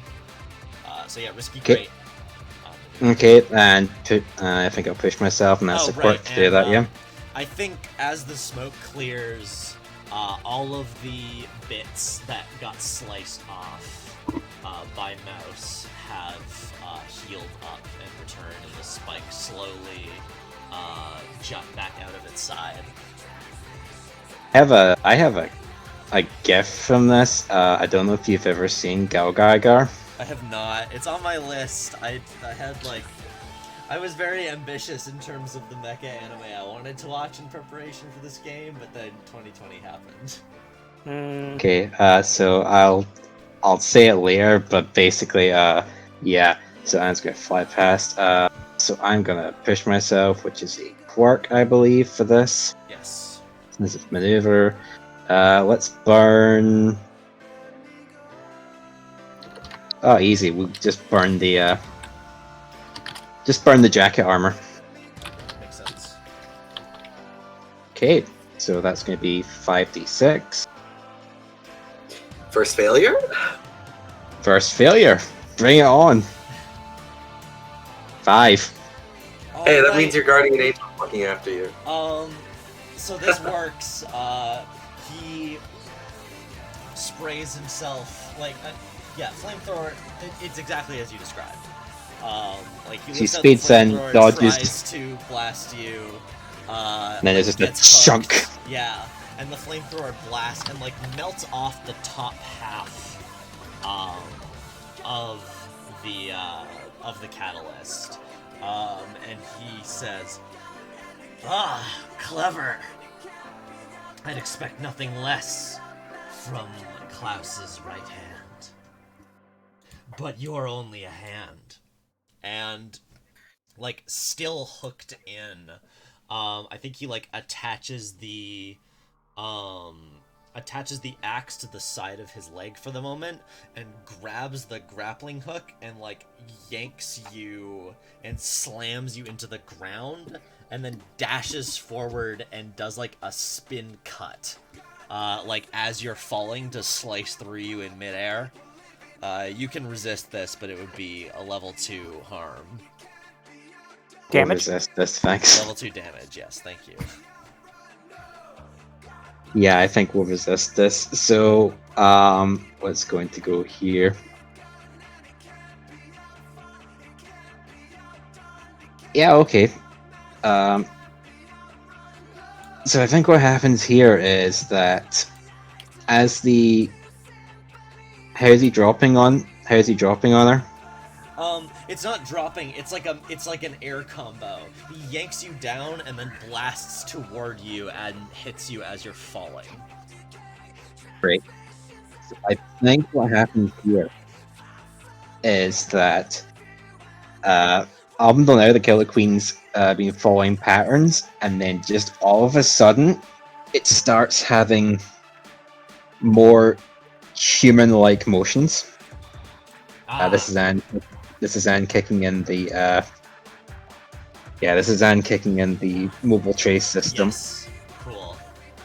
So as the blade comes down, a normal parent wouldn't be able to manage this. And just launches Arendite off of the mech. It smashes into him just enough so that the blow doesn't come down on her. It comes down just away from her. And then she grabs the handle of Arendite and gets back up I again think before it he does. can It, do it another is blow. still it is still a level 1, so I think it scrapes off. Like it slices through you. I am imagining everything in manga panels right now because I've been reading way too much manga. But it's like the shot is it slicing through you, and then you just very like narrowly dodging it, but the axe still slices, strips off some of the armor on your arm, so we see the fuselage underneath. By the way, it's 2 quirks to resist because you only have 2 in expertise. And also you used one earlier, so you should have 3 marked right now. Date as well, so Okay, I'm going to we'll stop with the Linkin Park for now as I switch back over to Meowsers. Side note, since Wyatt's been starved out of the first game, how long do we want to go? Do we have any hard caps?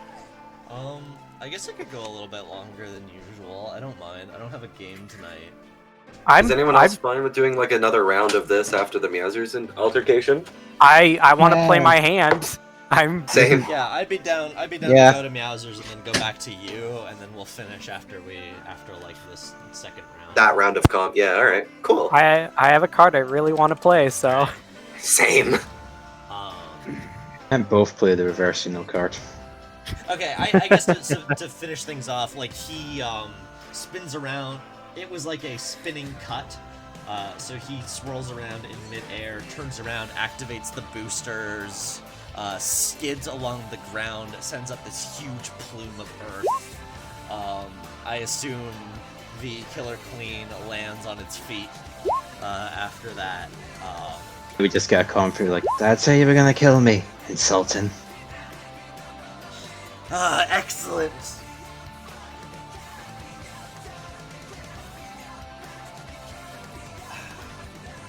Actually, no, you know what? He doesn't say excellent. He's like a little bit surprised. He says, I've never seen a machine that can move like that. Who's I just think fighting it the was, beast I worship? yeah, in the response to this, the Killer Queen just brings his hand up and beckons forth. Yeah, Beast I Worship is like extra weird. I guess He's never seen a less a eldritch abomination. regular mech. I've never seen a Gestalt of that type that can move like that or whatever. But he doesn't say that because he's not a pedant, but we know what he means. Okay. Enough Linkin Park for now.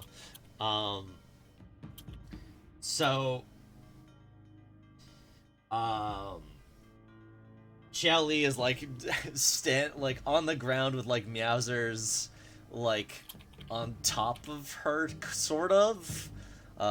It's weird. And Yeah, Meowsers just ended a sentient life. How does he feel about that?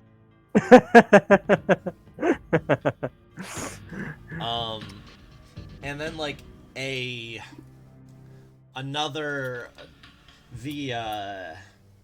shot of this would be, we see the air distorted slightly, very Ghost in the Shell style, as a person comes back around the corner and flickers into being, and it is Kaminari, Kaminari, what's his last name?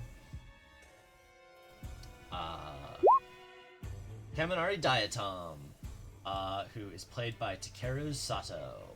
I'll post his. This time I have the image in the chat. Not in the chat, in the PDF. not in the PDF, in the Google sheet. Again, wearing one of these stealth suits, comes around the corner, also has like a big gun, and says, "Jelly, are you okay?" And she says, "I told you to go on ahead." At this point, I'm just insulted that our defenses were so meager to let 2 people by.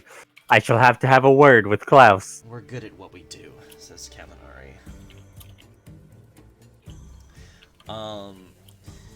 Jelly, like, huffs, and I assume you're pointing the gun at her, like your mouth is open. Yeah. Jelly, like, huffs and raises her hands and says, "We weren't here to necessarily kill Klaus. We just want him to call off the... We're too late anyway.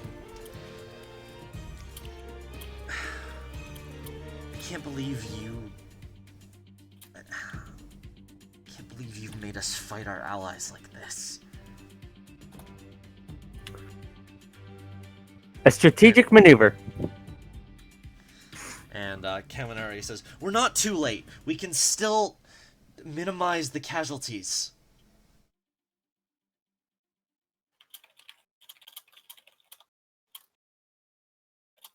Do Meowsers. you He particularly... doesn't say meows. He doesn't know your name. Cat. Do you particularly... You finish talking. Do you... No, I think that's actually good cutoff as he looks over at the person. Okay. He says, "Cat,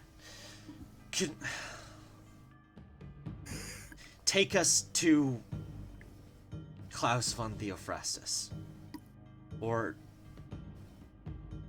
And, like, he says this clearly, like, no, you know what? No, he's good at what he does. He says, "Or I'll shoot. We can see who's faster." As he points his gun at you. You wish to minimize casualties? Yes. Are there security cameras on this floor? Yeah. At this point, yes. Like they were. I think. Because the thing is Kaminari. This is what Kaminari is good at. Like that's why they were able to get this far in.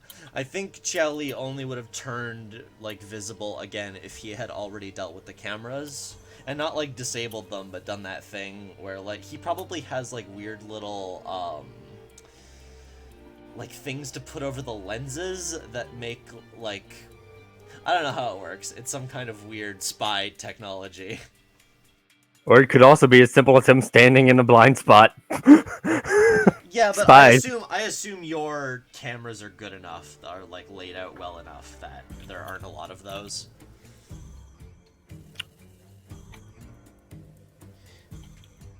I think it wouldn't be hard to assume that something's wrong if, like, if Klaus, you want to make, like, a study roll, or, you, like, get the adepts to do it. It would be hilarious if this was like a trusting work environment and there just weren't cameras at all. Like, I'm not keeping track of what you're doing. As long as you get your job done, I don't care. I mean, well, that is certainly, true and wholesome. I assume that you have them in kit for this very kind of situation. It's not for monitoring the employees, it's for monitoring potential invaders into this military vessel. Which Sure, you've probably stated before. We're not monitoring you. So anyway. Yeah, so,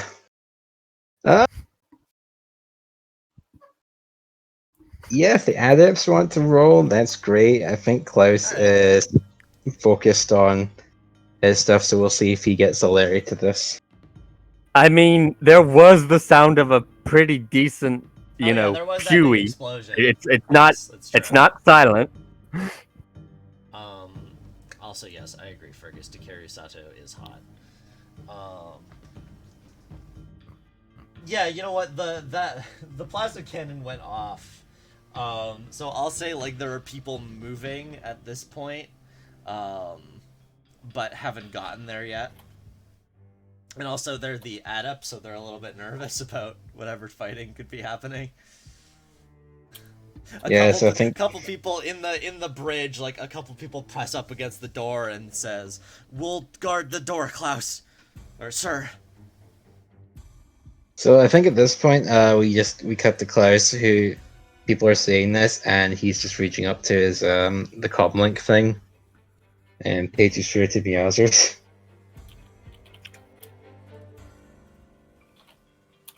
Yeah, I presume you have very good reasons for blowing holes in my ship. Nail is no more. Intruders. Hey, I have a question. Did you guys took Nail's Gestalt, right? Yes. Okay, it's just in the hangar bay. Yep. All right. We will need a new body to accommodate her Gestalt. Yes. They claim Maybe. they want to minimize casualties.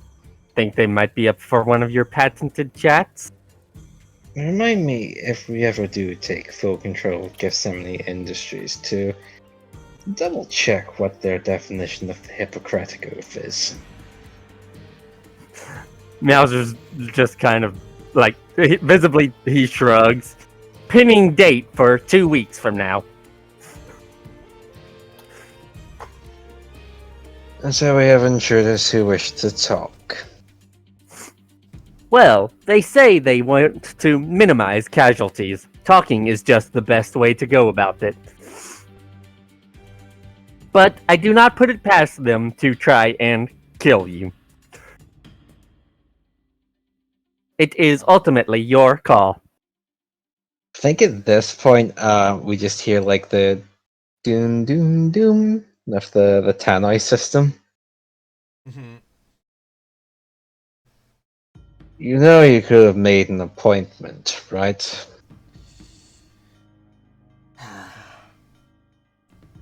This is how, I think this is Chowly talking. This is how you bureaucrats slow things down. I know people like you. You wouldn't Please, let us talk to you before all of this went down. Please, call me anything. Murderer, coward, traitor if you must, but I'm not going to sit here and let you call me a bureaucrat.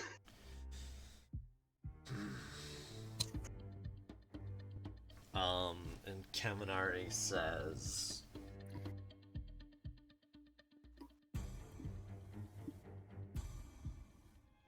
She's right. That's not his voice. She's right. You're something more nefarious.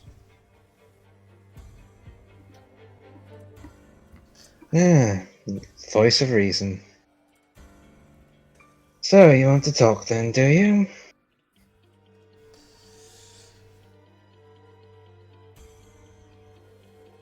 Yes.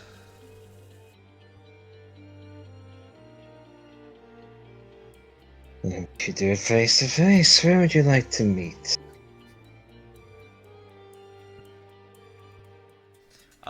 This confuses him slightly, and it's like, it puts him on the back foot, and Chao Li says, we'll come to you if you let us.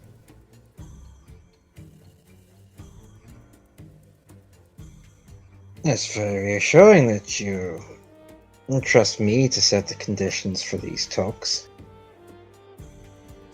I made the offer so you could suggest a neutral ground.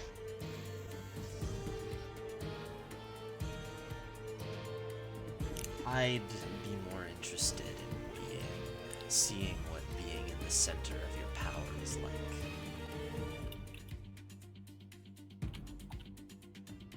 No I've one always has. been one to walk into the lion's den. I just get the impression that, like, out of universe, no one outside of Haraev knows the family motto: never negotiate in space.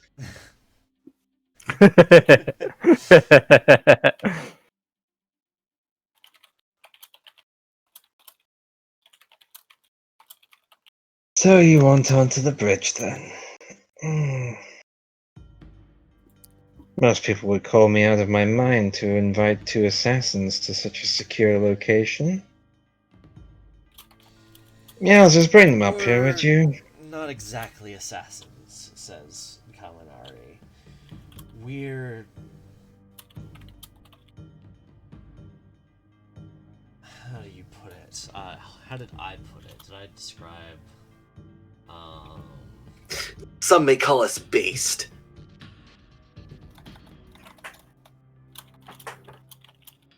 I don't know. What's like a... I don't have it. What's like a what? Aggressive lobbyists. No. Hold on, I'm looking up. We're more saboteurs. Then some would say I'd have to be exceptionally insane to invite you onto my bridge. Meowsers, bring them up, would you? Of course. Yeah, okay. I think we'd end this scene here with, like, the 2 of them. Meowsers, you let Xiaoli get up. Yep. Yeah, she gets up, brushes herself off, and the 2 of them, like, walk down the hall with you behind them, toward the bridge.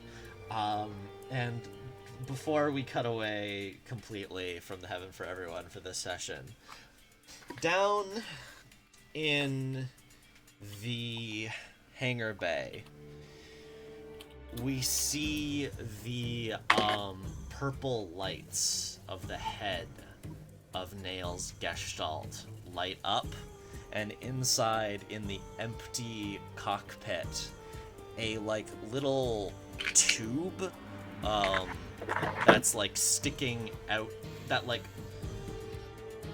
I think sort of juts, like ejects out of the side of the wall, but then like locks into place. Like it doesn't fall, but it pushes out like a piston sort of, and is glowing with soft light. And along the side of the tube, it says Project Transcendence, and the mech slowly gets up. Oh, I do not like where this is going. And now we will hop back over to this fight with Killian. This duel.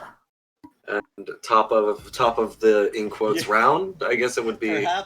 Perhaps it now becomes more clear why Nail was so ready to die. Yeah, a little bit, huh? Yep. Okay.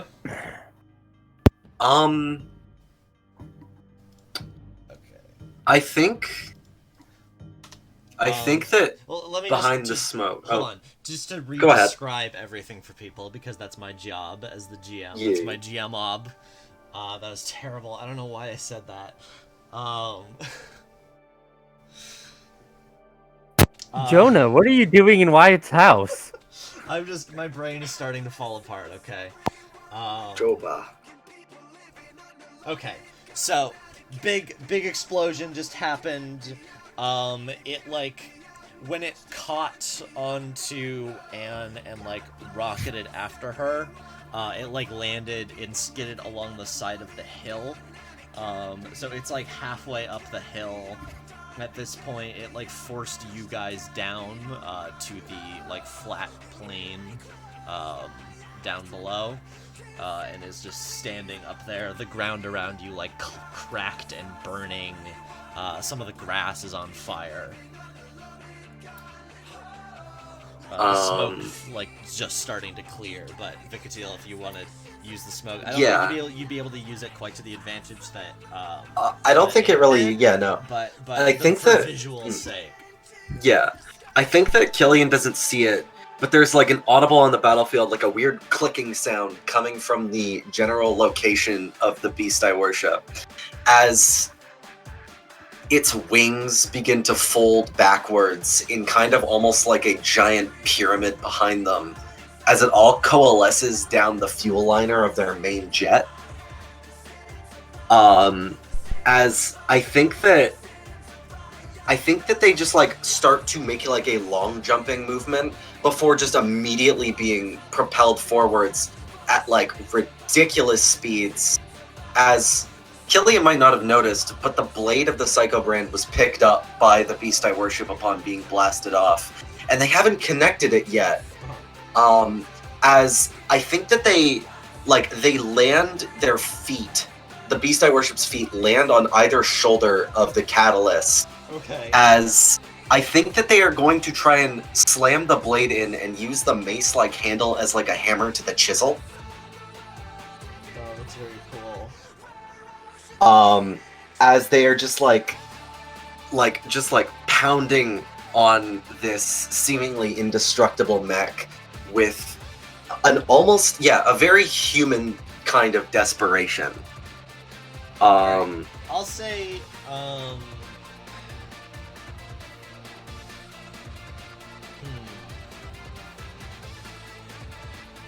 I think I need to make it consistent, like when attacking him is desperate and when is risky. And I feel like he's I like. feel like this is desperate. Well, what I was going to say for it being risky is like he is a pretty strongly close range fighter, and so moving it, like closing in like that, I think gives you an initial advantage. In a way that I'm fine saying that it's risky. But if you continue to stay in close range, it will become more and more dangerous. I think it might still be desperate because the sound that the jet propulsion made would pretty much make the trajectory. Maybe he's not thinking about that. I don't know how smart Killian is. I'm deciding. I'm saying. Okay, if you want it to be risky, then it's risky. So without me pushing myself with advanced prototype, it'd be risky great. Yeah. All right, then I'll drop it down to desperate and make it extreme. As I think why is because I think that the beast I worship starts to scream again. Just like making it the main target as it does this. And I think that since I'm marking identifiable perfection as the quirk that I will be using to push myself, I think that it clicks with Killian that the more human a mech is, the scarier it gets. As like there's a brief slowdown moment of Killian just watching this happen in their cockpit or in his cockpit. As we get like a close up, we get the final thing is that we get a close up shot of like kind of like one of the many needles in the beast I worship keeping one of the eyes of Vikatiel open. And I am going to battle Desperate Extreme. Oh, I'm pushing myself. Never mind. It's Risky Extreme instead. Okay. My bad. I just realized, Advanced Prototype does both. I'm stupid. I thought it was anyways. an effect. Yeah, but effect can be swapped out, can't it? You can drop effect to raise position. Okay, so it... okay. If you don't... No, it doesn't matter. It literally doesn't matter. Okay, we'll keep it at Extreme Desperate. Fine by me. I don't care. Okay. It is fine. 6 dice battle? That's the 6. 6. That's 4. Oh, shouldn't it have been 4 twice? What? Shouldn't it? It was Extreme twice, wasn't it? That's 4. Was it extreme? Was one of your rolls extreme? I thought the last combat roll was Extreme. Maybe I'm wrong. The first one that Vikatiel made against Killian was Extreme. Okay, It was Desperate. I believe you. We started a Desperate position. And then... Yeah, no, and then I activated Rage immediately, and then got all my... I believe you. I'll tick it down one more. Alright, anyways. To get back into the fiction... the beast I worship is perched like a gargoyle in front of Killian's Gestalt as it begins to slam the blade in with the handle of the sword. Its wings kind of covering it to covering everything but the waist down to onlookers. But there is sparks and shit. So you slam you're slamming the blade down, And as like more and more bits of it get like shorn away with the scream of metal, it like lifts its arms up and wraps them around your legs and just does like a not a power bomb. I don't remember what this wrestling move is called, but basically it just like falls like backwards and slams you into the ground. All right. Is that one of its rival moves? No, this is just things that happen. Oh, okay. So it's a ground would tussle be really now. boring if I never described him doing anything. Even No, if, of course. like, Wyatt, you don't have to. Sorry, I just have to ask. I would say if you took some kind of damage. Okay. All right. Anyways, just to end this off, I think that so it's now a ground tussle, right? Uh-huh. All right, great. Who's on top of it? I'm fine with you describing that. I mean, I think this is where we leave off, and then someone else acts. Okay. Sure. All right. Actually, is there a cool way for it to get back up? It like slams you down. No, it slams you down, and I think cinematically it would be fun for someone else to jump in. Yeah. I mean, he could come back up and gloat about how we can't hurt him because Nanomachine, son. We very much can't hurt him, and we have been. Because I really want to play that trump card. Not Trump. No, that's fine. I'm down for that. So yeah, he like slams you down, and despite the fact that it isn't damaged, the camera makes this look like the beast I worship is down for the count for the moment.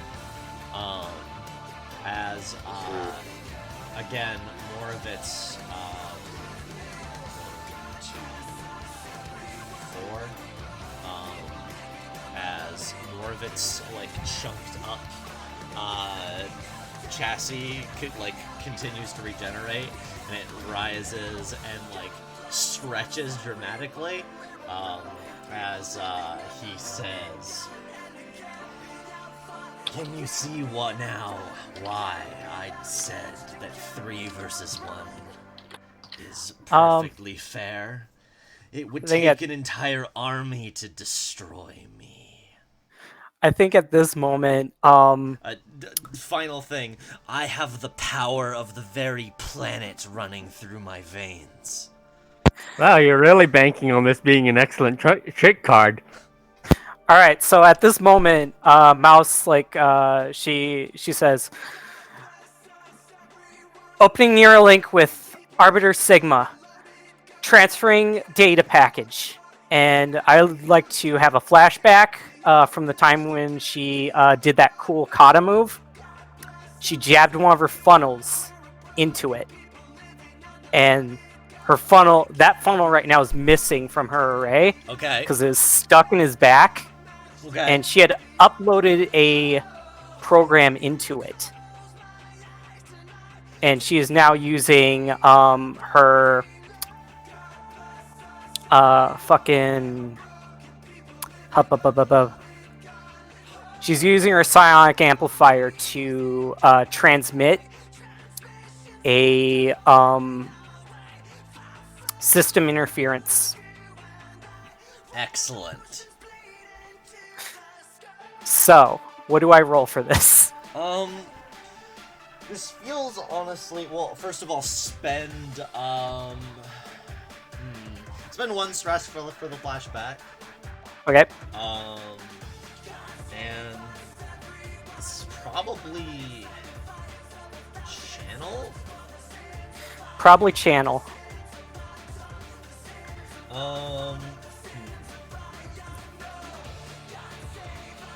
I think this is desperate standard. All right. For reasons that will become clear. But also, this will work as long as you succeed. Okay. Yeah, just succeed. I am close to stressing out. I'm not going to do anything to the roll. I'm just going to roll 3d6. Does All anyone want works. to assist? I mean, We do have another psychic here. I don't know how much stress Ant Klaus / Anne have left, but They're on 6, so alright. yeah, I guess we Police can. up with Mouse. I think I haven't engaged any. Alright, so Down to one. my, so You just do should, the you one. should write a belief for Mouse at some point. I've been saying you need- should write I need beliefs. space. I need to make space. I do need to make space. I have Griff and Mouse occupying the same sheet with Mouse in notes. That's what I do. It's the same what I do with Klaus and Anne. Yeah, I need to make space. I will do that at some point. But you Okay, so still- I only you have still one belief. But yeah, okay. So- What's your belief? I want to hear it. Are you asking what Klaus's belief in Mouse is, or Anne's belief? What do you feel is fitting? Oh no, let's get an unofficial, like, Anne first impression of Mouse, because I'm interested. I believe in your power to make sure that. Why do we have so many gremlins living in our vents? Good. Excellent. I love it. Klaus invited her to live into the vents, but It's okay. True, it's true. Okay, how does Anne assist here? Okay, so what's he trying to do to her at this point? Mouse. No, what is he doing to stop you from doing this? Oh, okay. I am not going to reveal that immediately. May the best, like, from a channel perspective, just like lending. The thing that makes most sense to me is just lending Mouse your power.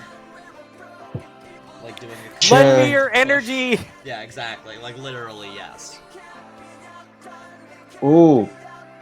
Actually, I know exactly what this is. So, you do get a psychic flash from Anne, but rather than what you would normally expect from her, like just, sharp, harsh, something, it is just kind of feels like you're getting like a psychic thumbs up. It's very calm and reassuring. That's weird coming from Anne, Yeah, just. but she'll take the push. Um, So And finally, as this assist happens and you feel like this psychic push, actually, I'll wait and see if you succeed. Never mind. So 46. Yeah. Okay. Nice. So, the And final again, it's thing in the you- first slide. The final thing you felt, is... Hang on a second, just before we go into this. Okay. Again. Yes, I know, it's ridiculous. It's very weird. The final thing you feel as the two of you, like, team up your energy here for this push, is you feel a vast presence just in the very corners of both of your psychic awareness. Sort of like the two of you are in a glass-bottom boat and something filled up the entirety of the glass bottom, like something swam underneath you that was so massive that you only saw a tiny part of it. Oh, that's good. And you feel an extra little push, and in this, like, your mental state, I think actually you just both are suddenly in this boat. Like, again, we play heavily with metaphors in the psychic realm, in the noosphere. An eye winks at you. And it's an eye that the audience recognizes belongs to the ambassador. Wow. As suddenly this goes off and it works way better than you even thought it would, as the flames suddenly go out. And Killian says, "What?"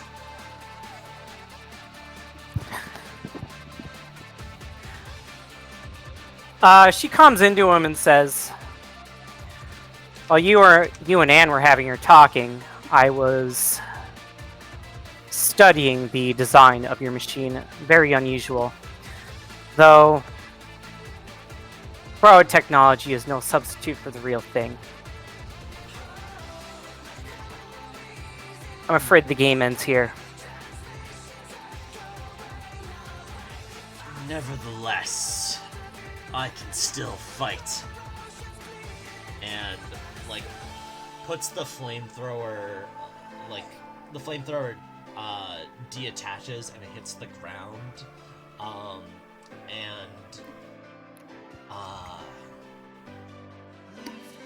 Actually, no. The flamethrower switches modes. That's better. As the spikes that stick out of him, each slot inside, and like it mode shifts slightly, and grows like a little bit taller and less wide. The like strange semi-modular metal like shifting to make that work, and you can see the skull.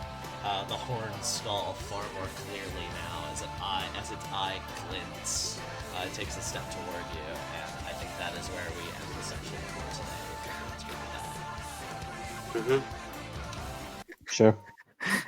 All right. That was fun. Nudges And- up glasses.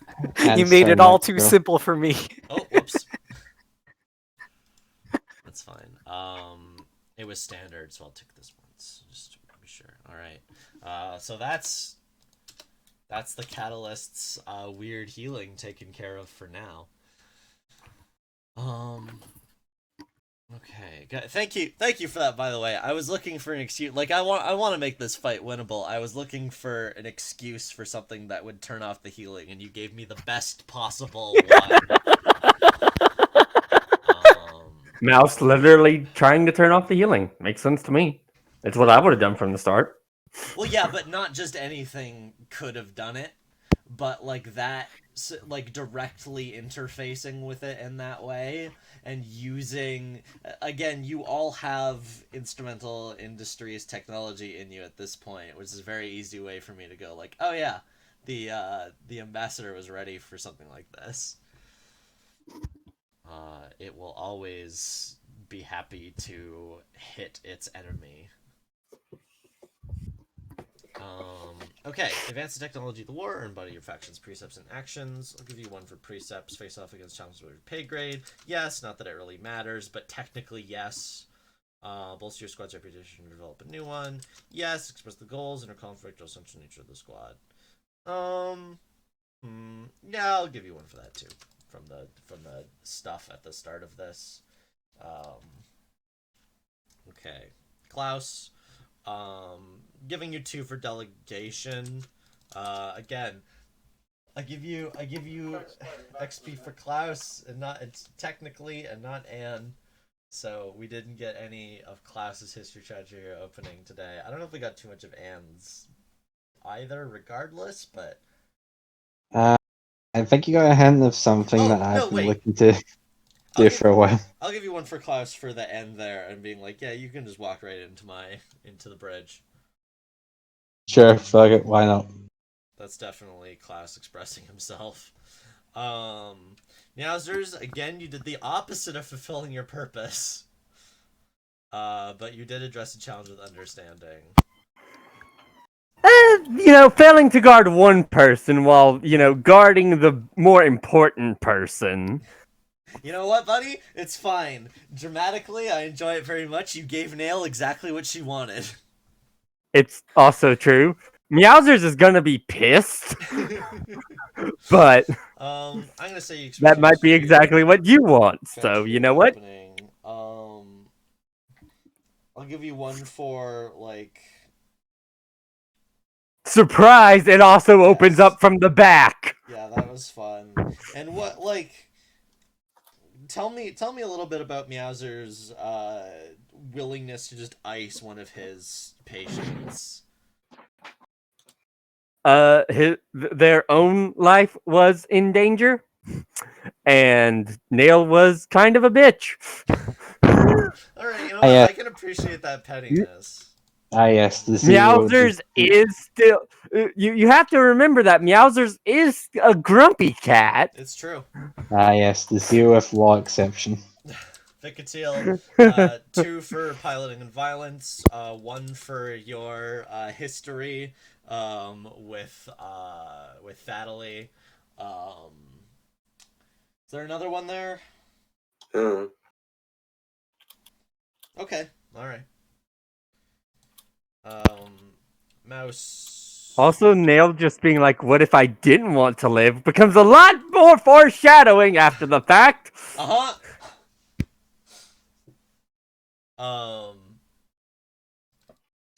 Mouse, understanding and poise, both of those happened for sure. History treasure opening. Let's see. What do we have with Mouse? We had you scanning the dudes. Help, I'm blanking. I mean, mostly what she did was sit there tensely waiting. I didn't really shine light on it, but she was probably really fucking anxious about this entire thing. No, that came through. That came through. I think. Do you want to talk to me a little bit about like crowdsource and how you think it worked and like what? She during her reclusion, during the times where she sort of started to come into self-awareness, she did remotely observe like basically all the crew and their going ons, including Vicatile. She's a little bit of a weirdo if you haven't already figured that out. Just Valen's with the tablet, okay? So, you know, that goes all the way down to like studying Vicatile's combat habits and how they approach combat. And I do want to make a small, not even like an addendum, but just like a thing that I had in mind that I can change just for this. But one of the weird things is that the beast I worship doesn't usually leave its pod unless there's an actual engagement. Like, there's nowhere it can really train on the Heaven for Everyone. It is too tall. oh, she's been watching the combat, like the live combat. Yeah, I'm just saying. Yeah, I'll give you one for that because that's like an interesting thing. I like that setup and that reveal. It was a really cool initial use of crowdsource for sure. And so she basically took all that knowledge and uploaded it into her brain, and yep, some freaky fucky. Yeah. Okay, that's it. Good session, everybody. I certainly found it very exciting.